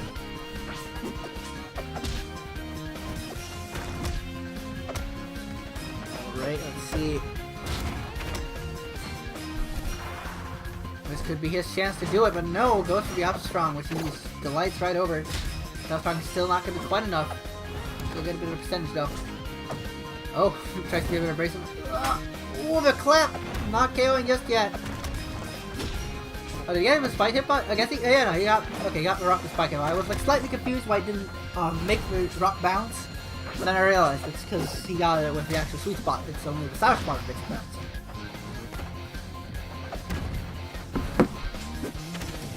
Alright, let's take a look at it. Alright, get some good nairs going here. I'm up 36%. This is a bit scary for Domi. There we go. Alright, getting up more percentage. Well, 60 is gonna be a rough percent. This is where... Oh, no! This is nearing very close to up strong kill percents, if not even already at it. Good patience from Domi, waiting out that side special in a minute. Strong clapping it. I really thought he was gonna die to that rock, I'm not gonna lie. That was incredibly scary. Alright. Don't be keeping it close. There you go. Oh, it does not have an air dodge. He's gonna capitalize hard on it. Not as hard as he could have, possibly. Good DI from Ur. And that upper is gonna seal out game number 1 in Ur's favor. I'm not gonna lie. This is my first time really seeing Domi's roster. It's not bad. It's actually pretty decent. I like it.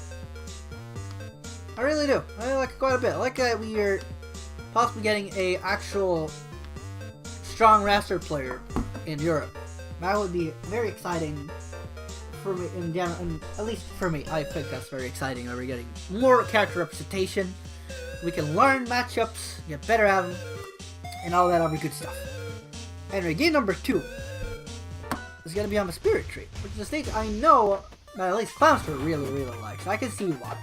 Height of platforms, side platforms, especially.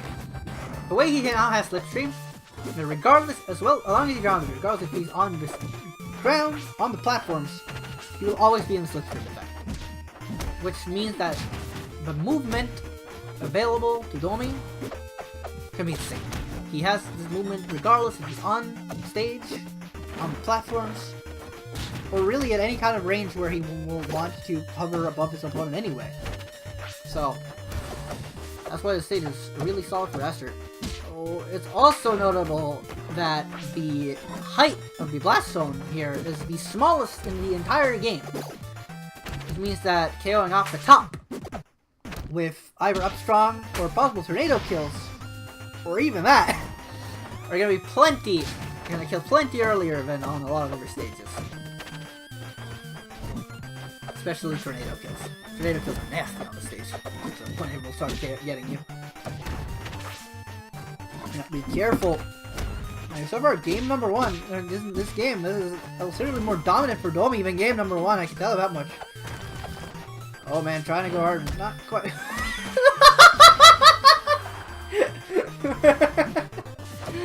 I'm sorry, I probably thought it way funnier than I should have, but I just like that he got him first a sweet spot up strong to keep him there for a little bit, and then he just nails him with the scrawl. I probably thought it way funnier than I should have. Anyway, first stock. Okay, there we go. We're finally closing out Domi's first stock. Oh dear. Alright. Calm down, Slime, calm down. Alright, here we go. I'm not sure if Domi had more jump and could maybe have carried that into... Oh no! That's also why this could be an unfortunate stage for Raster at low ceiling, getting him killed at like 50? Because of that pillar? Oh dear lord. Oh, sorry, Domi. I'm sorry you had to go out like that. At least you still have a stock left. But Aethernity now looking way more possible for him to bring this back. Oh man, he'd been a little bit more patient right there. Domi was definitely rolling right into it. He had been shelling a little bit more. Is this gonna be the KO from Domi? Taking it easy. Oh man. Ah, Aethernity not going for the immediate attempt at stage recovery, actually making him die because he could not drift back onto that pillar. He did not have the space or the drift or any resources to spend on attempting to get back there. So he should have definitely tried pillarless recovering immediately to try and get back on. It was only the real recovery option he had there, but I guess he probably hoped or thought that his pillar was a bit closer than it actually turned out to be. Alright, anyway. Time for game number 3, which is going to be on Treetop Lodge. Getting it. I don't know, I guess this is more of a comfort pick than anything. I can't really see this being too much of a matchup beneficial stage. Get what I mean? So like, it has a high ceiling, lots of space outwards. Sure, like it's a bit claustrophobic, like it's tiny, as an actual stage. This would be nice, but when you open it like that, though, I can't really say that I have any right to complain about the stage taking that. Alright, anyway, let's take a look see here. Aethernity still has a good lead. Domi needs to get a bit more up in. Alright.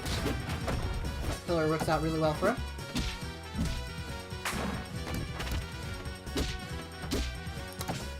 Alright. DI was not too good there for her in general. Domi could maybe have followed that up by like going up a bit, maybe hitting a number aerial, hit falling it, landing on the platform and then continuing, maybe leading it eventually into a tornado. I don't know.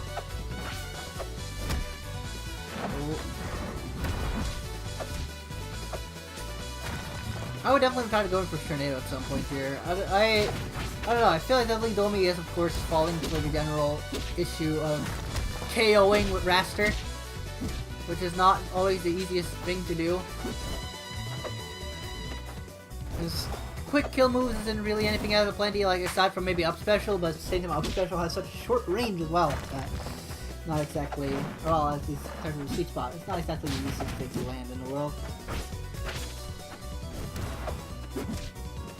Yeah, 190, 200% is what is gonna live to before finally getting fared to death. Let's see, this is the kind of momentum it's gonna give the kind of momentum Domi needs.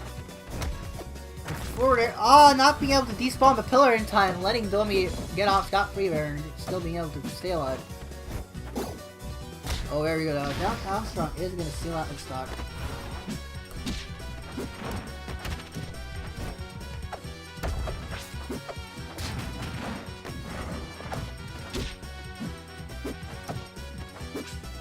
Alright, Domi is trying to wildly get his opening. I also feel like, though, that Domi does not use Tornado very much at all.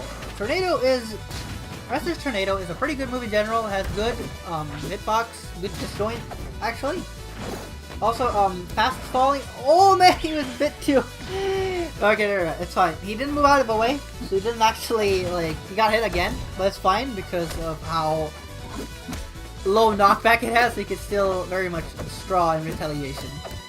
Man, if I wasn't gonna say that he was a bit terrible, that situation there, everything turned out fine though. Alright, Down Strong is not gonna KO just yet, because it's just around 80. Especially with this kind of ceiling we got going here. Oh, actually threw it in the other direction. Oh, that's gonna be the stock from Domi. Alright. Damn, Domi actually started playing, he's not playing better. So, like, in general, his roster is actually doing pretty alright. What he needs to be doing is he needs to find kills more often. I also think he needs to use Tornado more because as a landing option is good because if you land with it, you don't get much lag.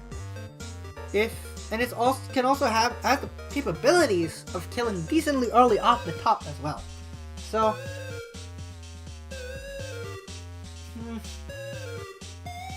I don't know. It's just. I just need to play more and get more comfortable with the character. That's really it. And then he'll probably become a pretty decent threat. Anyway, for game number 4, Aethernity could have called DSR if he wanted to. I think. Yeah, he could. Yeah, he could have called DSR. He didn't. But the reason is because Domi once again is picking his spirit tree.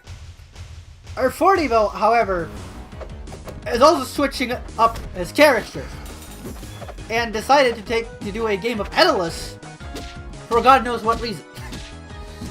Well, why he's doing it, I wouldn't be able to tell you. Maybe he wanted to have a little fun with it. We'll see how Endless holds up to this day. I know he tried playing as a secondary. There we go. Grabs a bit of armor. Could definitely have been a very scary situation Domi had. Very much held that direction and rolled before, but instead he's holding it when he's DIing or eating a ice sandwich and dying at pretty early percent. Dang, son. Alright. So far, that was definitely not working out poorly, I'll tell you that much. Up air. Oh man, Domi is definitely in a very disadvantaged state right now. Oh my lord! This is a decimation right now. Dummy, what is up, man? He plays the character, knows the character, but doesn't seem to know the matchup very well, at least not this one. Is running a train, a bear train on this bird brain. Oh my lord! Is this gonna be a free stock? Is it really gonna be a free stock? Or something, let's get take one. Oh man, this is gonna be it. God. Holy moly. 40 moves on to losers semis, ladies and gentlemen. Holy moly, that was destruction. That was... Holy moly, my guys. Take it easy, Willie.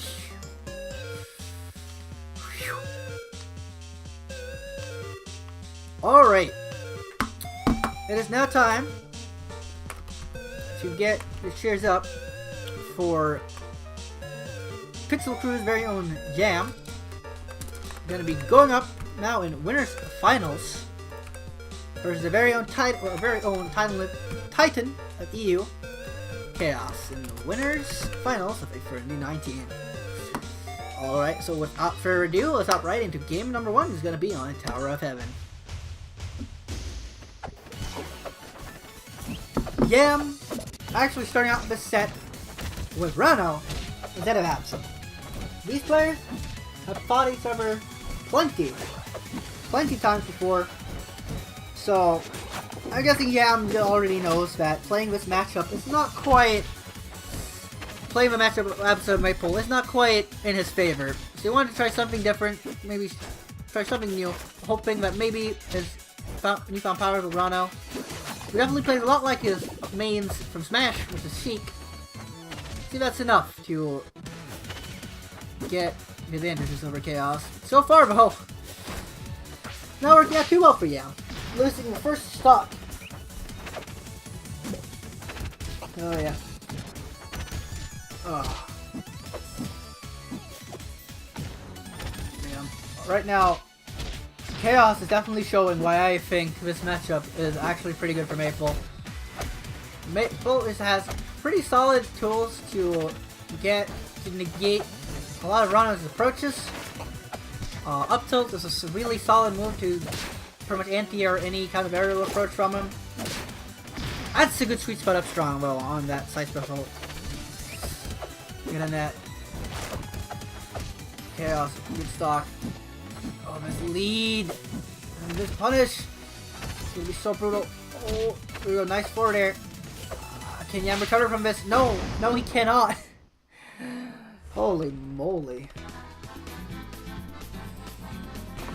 That's a pretty dominant first game from Chaos, and from what it's looking like, Yam has decided, okay, yeah, no, I'm not taking a game off. I'm not getting that early game off Chaos with Rano. He's gonna head right back onto his absence. Gonna pick Blazing Hideout for his counter pick stage, which I can definitely see it. This is a pretty mobility favored stage. Yam has good mobility, so can't blame him for this one. Still though, Chaos got pretty good mobility too. And he's gonna hit him with a trick that he showed me at Genesis 5, which is that yes, if they go out in first up air, unless they make a good effort to jump or air dodge out of it, you can follow up with another up air. And up air is still a really strong move, so he actually netted himself a good KO right there. Oh, that's a lot of trading. That's Yam does not want. Oh my lord, that is so much percentage gain on Yam there. It's going to be really dangerous for him now to play the neutral game even, because one solid hit from Chaos is going to put him in a really poor position, maybe even death. The forest position. Oh, not going quite high enough.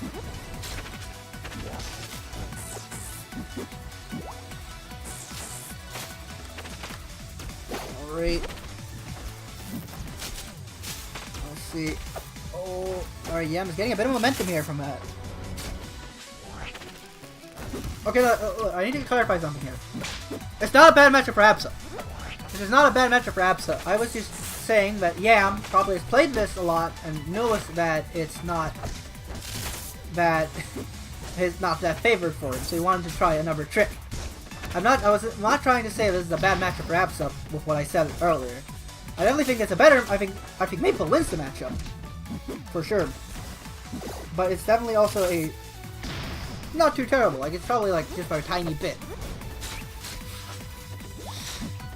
Doubting me in chat. I'm just making sure people understand what I'm not trying to say that this is a bad matchup for my character. I'm just saying that Rano might be a good sort of janky the opponent out. Anyway, yeah, I'm actually looking pretty good so far in this game. He actually has a really good possibility here, unless Chaos' punish game is gonna land itself right here, and that is gonna be possibly up for game. And yep, yes it is. Send him way too far out. Yeah, I'm probably hoping the DI out to not get forward in the first place. Unfortunately, led him to be too far out to be able to recover at all. So that double dunk helped Chaos get the exact amount of kill power he needed, even though it didn't outright kill. Alright, anyway, time for game number 3, which is going to be a straight run back to the Blazing Hideout. Yam, which is understandable. Yam was doing really well. The stage was working. It was just at the last moment where Chaos kind of caught him. The final bit of hits.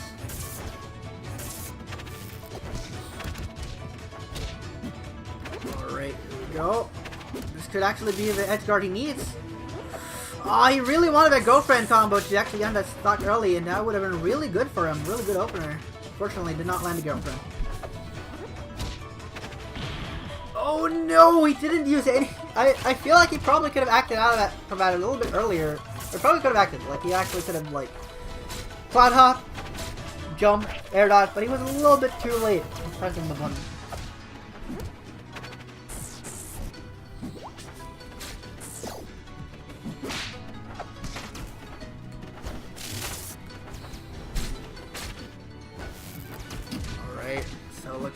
Oh man, this game is going a lot better for Chaos now, actually.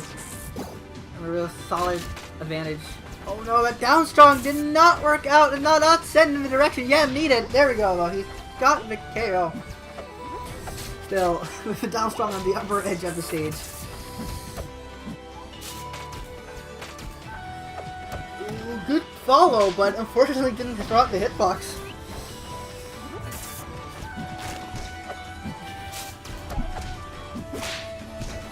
Alright, here we go. Oh, this could be really fatal. Oh, we actually got him right by that edge. Okay, there we go. Chaos going for reseed. Oh, just going right out there with that forward. And that's going to be a pretty severe downfall for Yam. Going to go down into losers by a... I can't have them beating down, but we're dominant game 3 of Chaos. Holy moly, that did not end up going as well as he probably hoped that would go. Alright, well, anyway, for our losers semis set, we are going to get to see once more, we're going to get to see Aethernity. He's going to get to go up against Bert in cyberspace.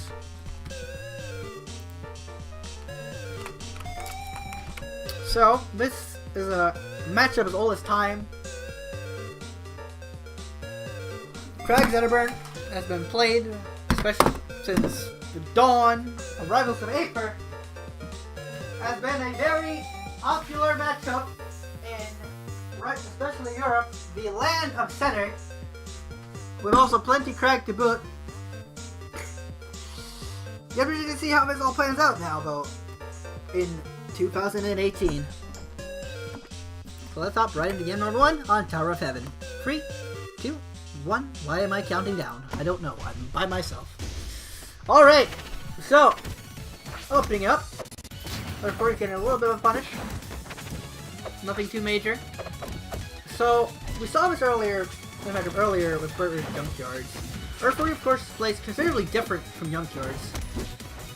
But I still feel like Bert's punish game and how he handles drag might still earn quite a bit of a favor in this player, like even as a player matchup.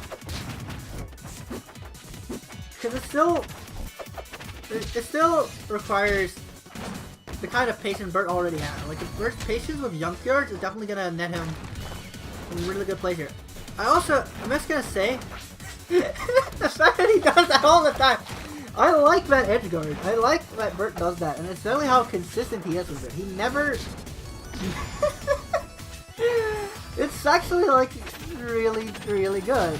It works out. I don't know if like, at least from what it looks like. I don't know if that has the counterplay if they check it that low. I don't know if Bert has any experience he can use to like tell me if that has actual counterplay or not, or if people are just bad. Like, if people are just bad, or if that actually is incredibly legitimate.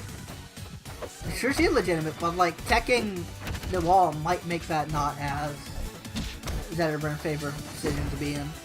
We saw that at least earlier when like the pillar was a bit higher, yet Junkyards got to recover back onto the stage for free because Bert did that. So, alright, here we go. Used his resources but got double jump back, but that's not going to be enough to let him actually recover. So Earthford is going to get to take that stock.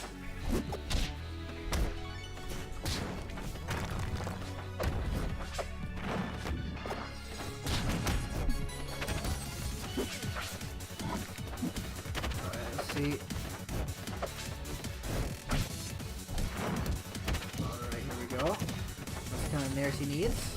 Ah, there you go.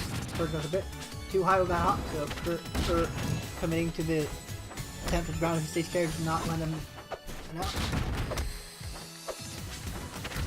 Alright, we have gotten information from Bert that it is, in fact, not that good if they actually start attacking it. So at least it's good as reviews versus people not quite ready for it. But the counterplay that is teching. Ah, goes for the hop.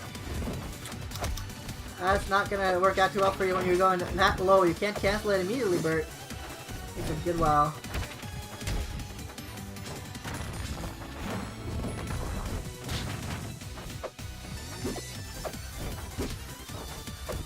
Alright, here we go. One opening. Fairway to heaven did not happen. I went a bit too close. We still got hit by that down. No special. Oh, this could be the kind of opening Bert needs. Oh no, he pushed him back and made him parry a bit too early. Oh, the rock dance. Oh no! He went for the option that wasn't gonna work. You can unfortunately not parry punish that kind of stuff, dropping on a platform. Ooh, catch it with a sweet spot up there? Well, before the pillar spawned? Or was it because of the pillar spawn that sent him up? I'm actually not entirely sure. That all happened in like a split second. So,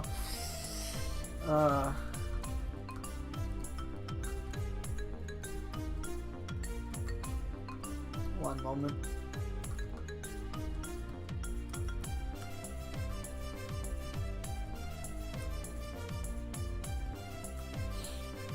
Alright. So yeah, game one was pretty close in the end. With an unfortunate situation from Hervé where he got that upper. I'm still not sure if that upper hit like was a trade with the pillar spawn itself, or like if the pillar spawn sent him up. No, it must have been like before he spawned it. So like as he spawned and got boosted up, he probably uppered him. Yeah, stuff like that must have happened. Anyway, game number 2 is just gonna be a straight run back to Tower of Heaven. Which is understandable. Or definitely like kept it close still. It wasn't necessarily the stage's fault that he lost. It was mostly just a quick bit of error in judgment. I don't know.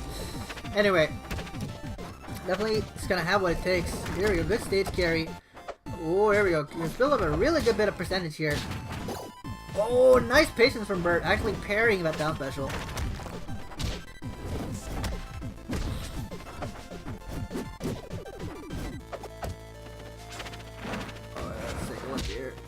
Patient from Bert. We'll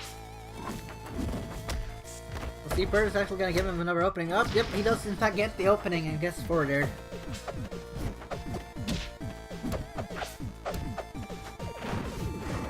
Alright, let's see.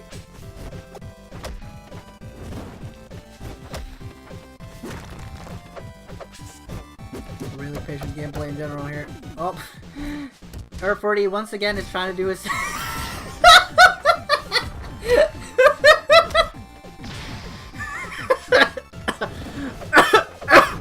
I'm sorry. That was way too funny for me. Anyway, he was trying to do the whole, like, jab jab down tilt jab strong thing, which just, it's not working. Or, I know you want it, but it's just not working out for you. You should probably break that habit of doing that. Alright. Jeez.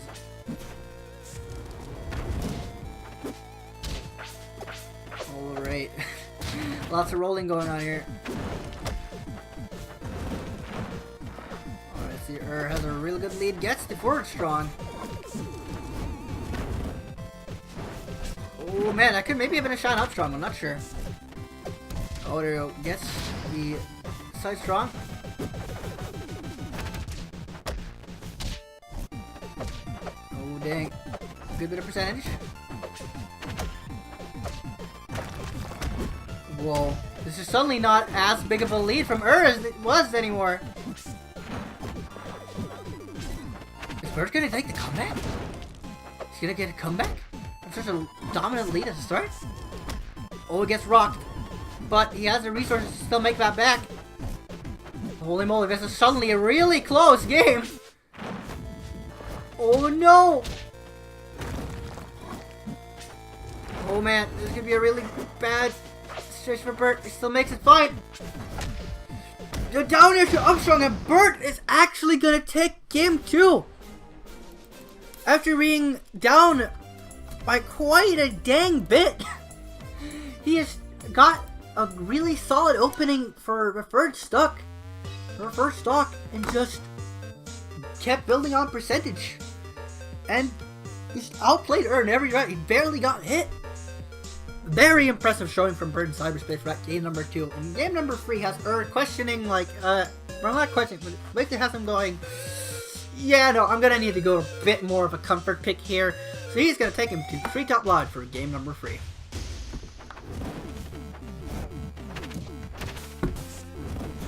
Alright, let's see if making this a bit tinier is gonna lend into its favor. Obviously, though, we did see Bert dominate Junkyards on this stage quite heavily, so Bert, no stranger to playing on Treetop against Craig. So we'll see how it all pans out. Or definitely had a bit of like an unfortunate last stock. He definitely shown though that he can keep out with Bert, so I doubt that this will be any kind of mollywopping from either side this game either. I'm gonna keep it close as always. Ooh, good down there. No fallout from it, but that was still a good bit of percentage like that down there.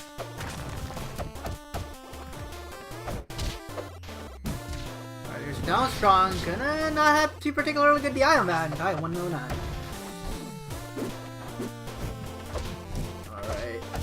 Here we go. Oh, this is a really solid bit of percentage build. Oh man, I actually thought Sean was gonna hit. He probably did too. But it didn't. That's a nice up strong there from Matt Biller. That's a strat that I think is, I don't know if it's as used anymore. If you put yourself back low and you throw out hitbox like an up strong or something like that. It caught a lot of people back in my day. Oh, that was a solid parry on that down special. Oh, and that's actually gonna seal out the stock. Bert has a really good game right now. Counterpick is not working out as well as it probably is hoping for and I expect Bert has a lot of momentum, but is gonna get the double dunk with down special. Woo! He's feeling himself now. Let's see if it's gonna give him the kind of momentum he needs to actually take Bert right out of the bracket. Well, not right out of bracket. Never. Sorry, this is still a 2-0 in Bert's favor. You know what I mean. Second, and put himself on the board. But, oh no, that is gonna be it, ladies and gentlemen. Bert advances to losers finals. Whew! That was a really, really strong showing for Bert that last game. Honestly, in general, with being able to pull a comeback like that in game number 2, which gave him all the momentum he needed to seal out game 3. That's pretty much like that was one of the main reasons that I would like to think at least that I went as well as it did. He had so much momentum going into game 3.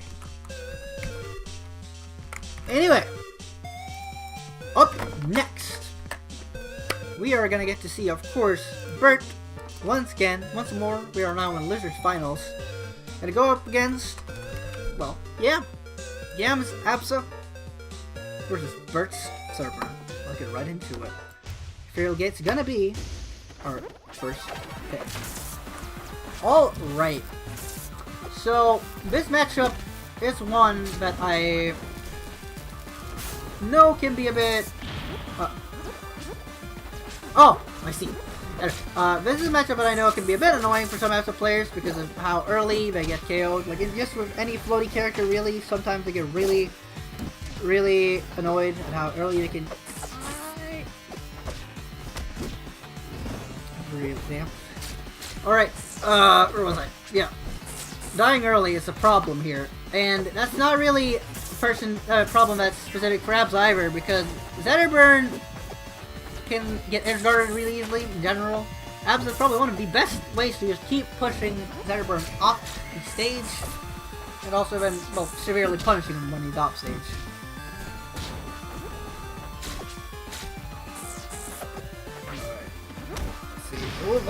He actually caught him with that. I'm slightly surprised. I felt like he wasn't really... He's kind of descending, but still. Getting him. Alright. Bert just keeping him out. There we go. Good boxing out in general. He's keeping himself at a position where Yama's going to have to keep guessing where he'll throw out a hitbox. Covering really good when it comes to approach angles. Bert actually utilizes this stage pretty well. Overall, I'd say, even a Zetterburn.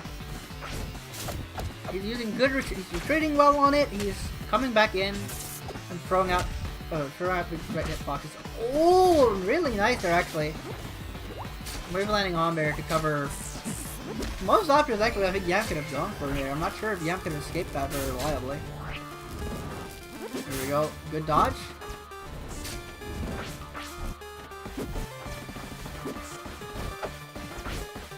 Oh, they're dancing around each other.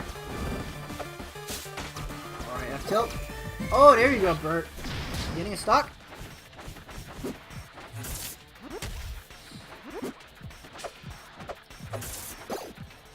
It's so tense for me.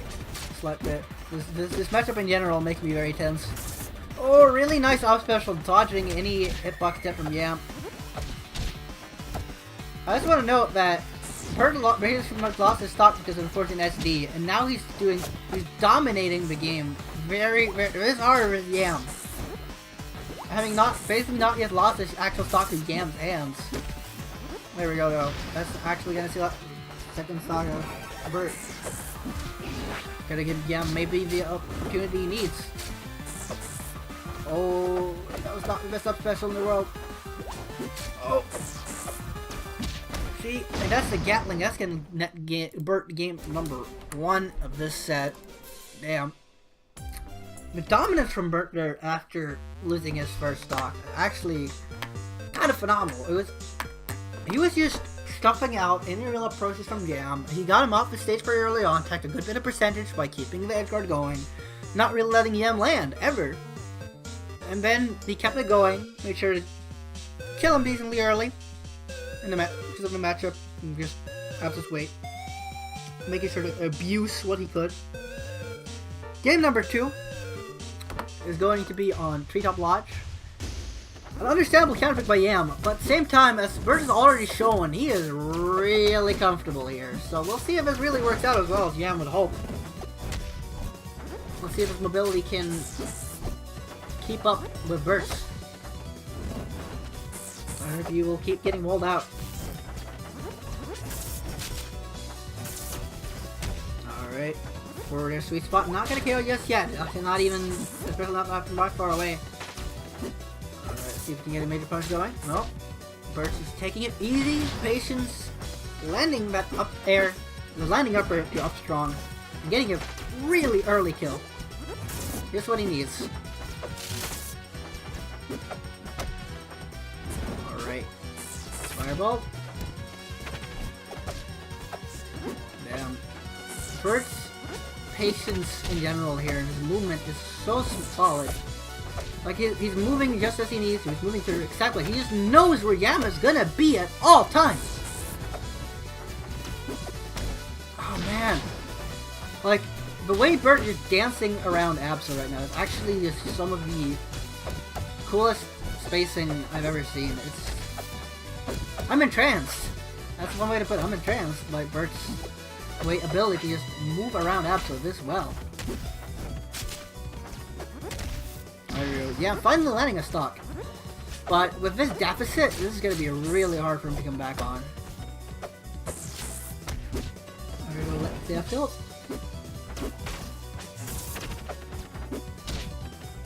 He's also like, Yamov is not really getting to land any of his proper combo starters, getting any combos off of his actual starters when he lands them.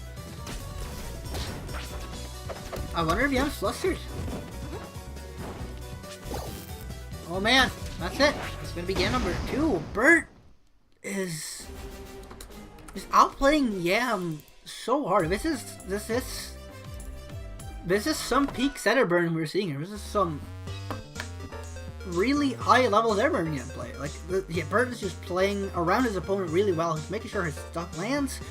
His edge guards all pretty solid. At least making sure he nets a lot of damage when getting his opponent off stage. And is forcing Yam off Absol. Yam is in fact going to give his Rano a shot against Bert's Zetterburn. Let's see if it all works out. Tower of Heaven is going to be the stage pick. Let's see, I don't know how accustomed to this matchup Bert is. We'll definitely find out soon. Ooh, that's, fortunately for Bert, not as nasty as it once was. And again, even at this percent, I don't think it will kill many characters, not even the light ones.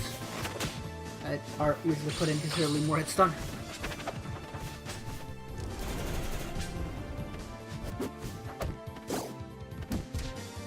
Alright, here we are. So far, Yam is keeping a bit closer than he was earlier. Bert's still being able to move around us decently well, even if Rano is, mobility-wise, a completely different character. Oh man, Yam there had a really nice bait going. I thought like I actually been intending to bait out all that, since he kind of just made Bert panic, waste all of his options. Had he been ready for that, he could have definitely punished that really hard and probably KO'd Bert, but instead he was the one that got KO'd at easily early percent too. Bert in general has been playing, in terms of KOs, he's been doing them like at really good percentages. He hasn't been letting Yam live for too long or anything like that. He's been getting him when he needs to, or when he can. Oh, good shines.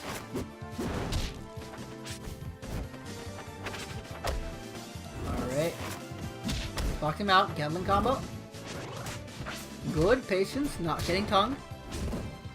He definitely, he respects tongue too. Like, that's one of the main things he's doing really well so far in this match. He's respecting tongue and not getting hit by it.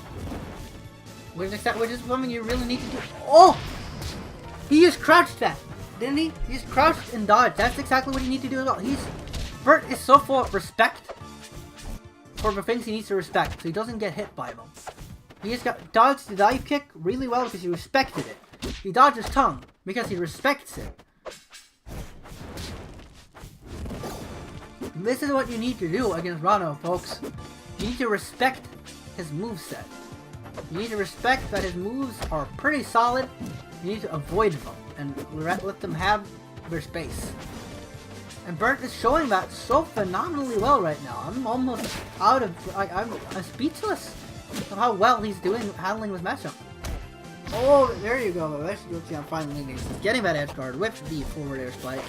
Not a lot Bert could do about it. Yeah, I'm finally getting a bit of ground. There we go once again. Unfortunately, I'm messing up the ledge canceling. Probably what I was going for, but Bert's still dodging really well. Here we go, finally getting a ledge cancel down. There you go, gets the tongue. I don't really agree with that F-Strong. I understand the intent behind it, but I feel like there are definitely better options you could have picked there, like back air, or forward air, or something that wasn't F-Strong. Just a down strong, not gonna KO just yet, but this might lead to a position where he's gonna get KO'd, and that it does. With that, Bert gets a pretty definitive 3-0 victory over Yam. He gets to move on to Grand Finals, where he gets to face off, of course, with Chaos. Alright, ladies and gentlemen. I hope y'all are ready for some more Crag gameplay coming in from Chaos. Oh no, Memento before. There we go. Alright, so for this set, it seems Chaos is actually going to open up with Crag instead of playing Maple or any other character. So yeah, we'll definitely see how this all pans out. Game number 1 is going to be on Ethereal Gates. I see that Bert got fought his way hard to get up here. Very admirable. I remember, I think it was even during this time period, where I wasn't calling Bert a particularly notable player. I don't know. I didn't think he was that notable. I think I wouldn't. I wouldn't say that I called him washed, but I definitely felt that Bert was falling out of it. Like he wasn't really. He was still good by all means, but he wasn't performing quite as strongly as he once had. Wouldn't show it as well. And then this tournament came around and shut me right up. And because Bert, well, he's really good players. He got to this point where he's guaranteed a second place, and maybe even a first. Well, all he needs to do is beat Chaos. Oh yeah, definitely shut me up this tournament. Getting fairway to heaven. Oh my lord, this setup, that could have been nasty. Thank you for Bert. Well, instead only had to eat the normal forward air for his death instead of getting rock trick. Actually, he's still alive. Still living. Gonna get down, but Harry up strong to finish still out. And this is a really convincing lead for Chaos so far. Alright, here we go, well, maybe? Maybe the KO? Nope, Chaos managed to make it back on. Safe and sound. Yep. Damn, this is brutal. Hot dang. Alright, Chaos is still living at 212% and that's the advantage, and that's gonna be the last stock. A really solid free stock coming in from Chaos. Holy moly. That was a real mollywhopper of a game. Bert is gonna try his best in picking him Chaos to Merchant Report, but I don't know, man. This is a stage Chaos likes quite a bit. I don't know how well it's gonna work out. At least I definitely feel like I got to see why. Oh! Got to see with the previous game. I got to see kind of why Ethereal Gates isn't really picked by Zetterburns, or why a lot of them really dislike it, because it didn't really work out too well. A lot of things just didn't work that good. Oh my lord! All right, Bert's playing a little bit better so far in terms of keeping it close at least to Chaos, but at the same time, this is where the edge gonna happen. Isn't it? Oh man, okay, Fruit that's strong a little bit too early actually, which gives Bert the opportunity to get back and also actually get his own little bit of damage going. Oh, really smooth there. Up aired a bit too early.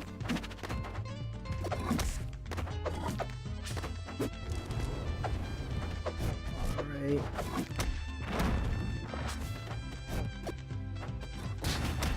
Oh man, had he stayed on the ground there, he could have probably gotten that parry, but instead of opting to jump, getting anti-aired by the first spike. Not turning out just quite how Bert would have liked that, probably.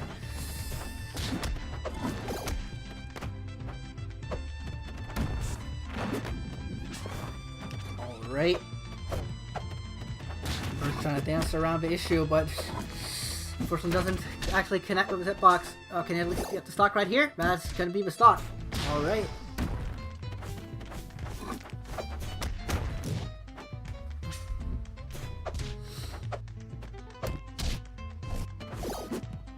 Alright. There you go. Bert is plenty of string here. No.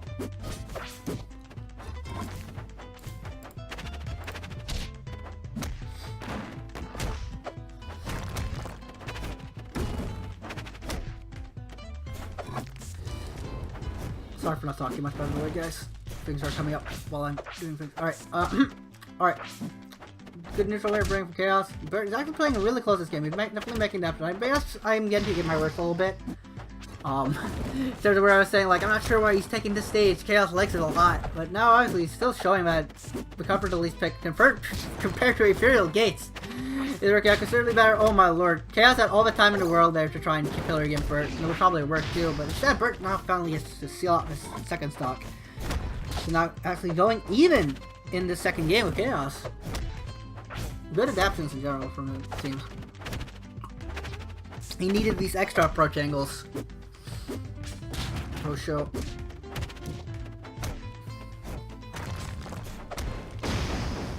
Oh, Chaos still does, in fact, win out in game number 2.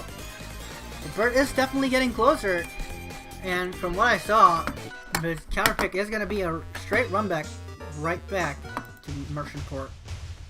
So definitely feeling himself, feeling confident.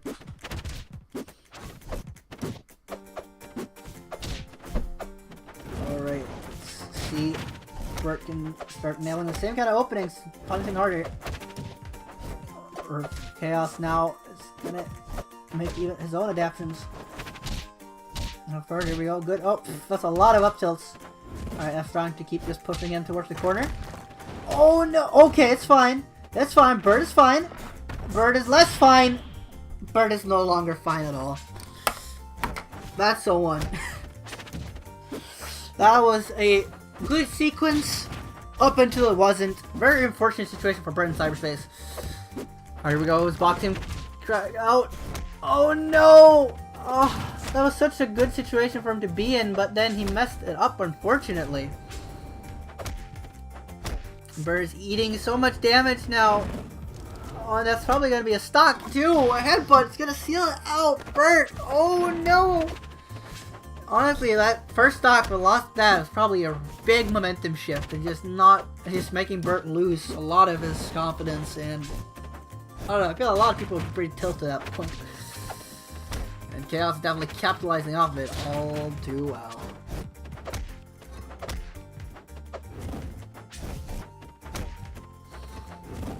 Alright, whoa, and he's gonna nail it right. Put the final nail in the coffin. And with that, ladies and gentlemen, Chaos has won Aethernity 19. That was a set. Chaos's Crag is not to be trifled with, just like with any of his characters. He has what it takes to win, but probably most characters in the roster. Holy moly. Well, anyway, with that, this restream is over. Aethernity 19 has been finished. Jesse23, you're a bit too late, plus we do not link brackets in these because to avoid spoilers, as these do not happen live. This restream is happening actually a month after the bracket happened. Look, a couple complications like me going to Genesis 5 and me being slightly burned out afterwards hindered them from happening. Anyway, Jesse23, I'm sorry to tell you that this restream is over, but I hope you'll come back in about 45 minutes when we are going to be doing Supernova 11. It's hopefully also going to be very exciting for you. I won't be casting that one. I'm going to have some lovely, a lovely set of casters for that one. But yeah, that's it for me, guys. I hope I'll be back in about 40 minutes, 45 minutes to catch Supernova 11. Peace out.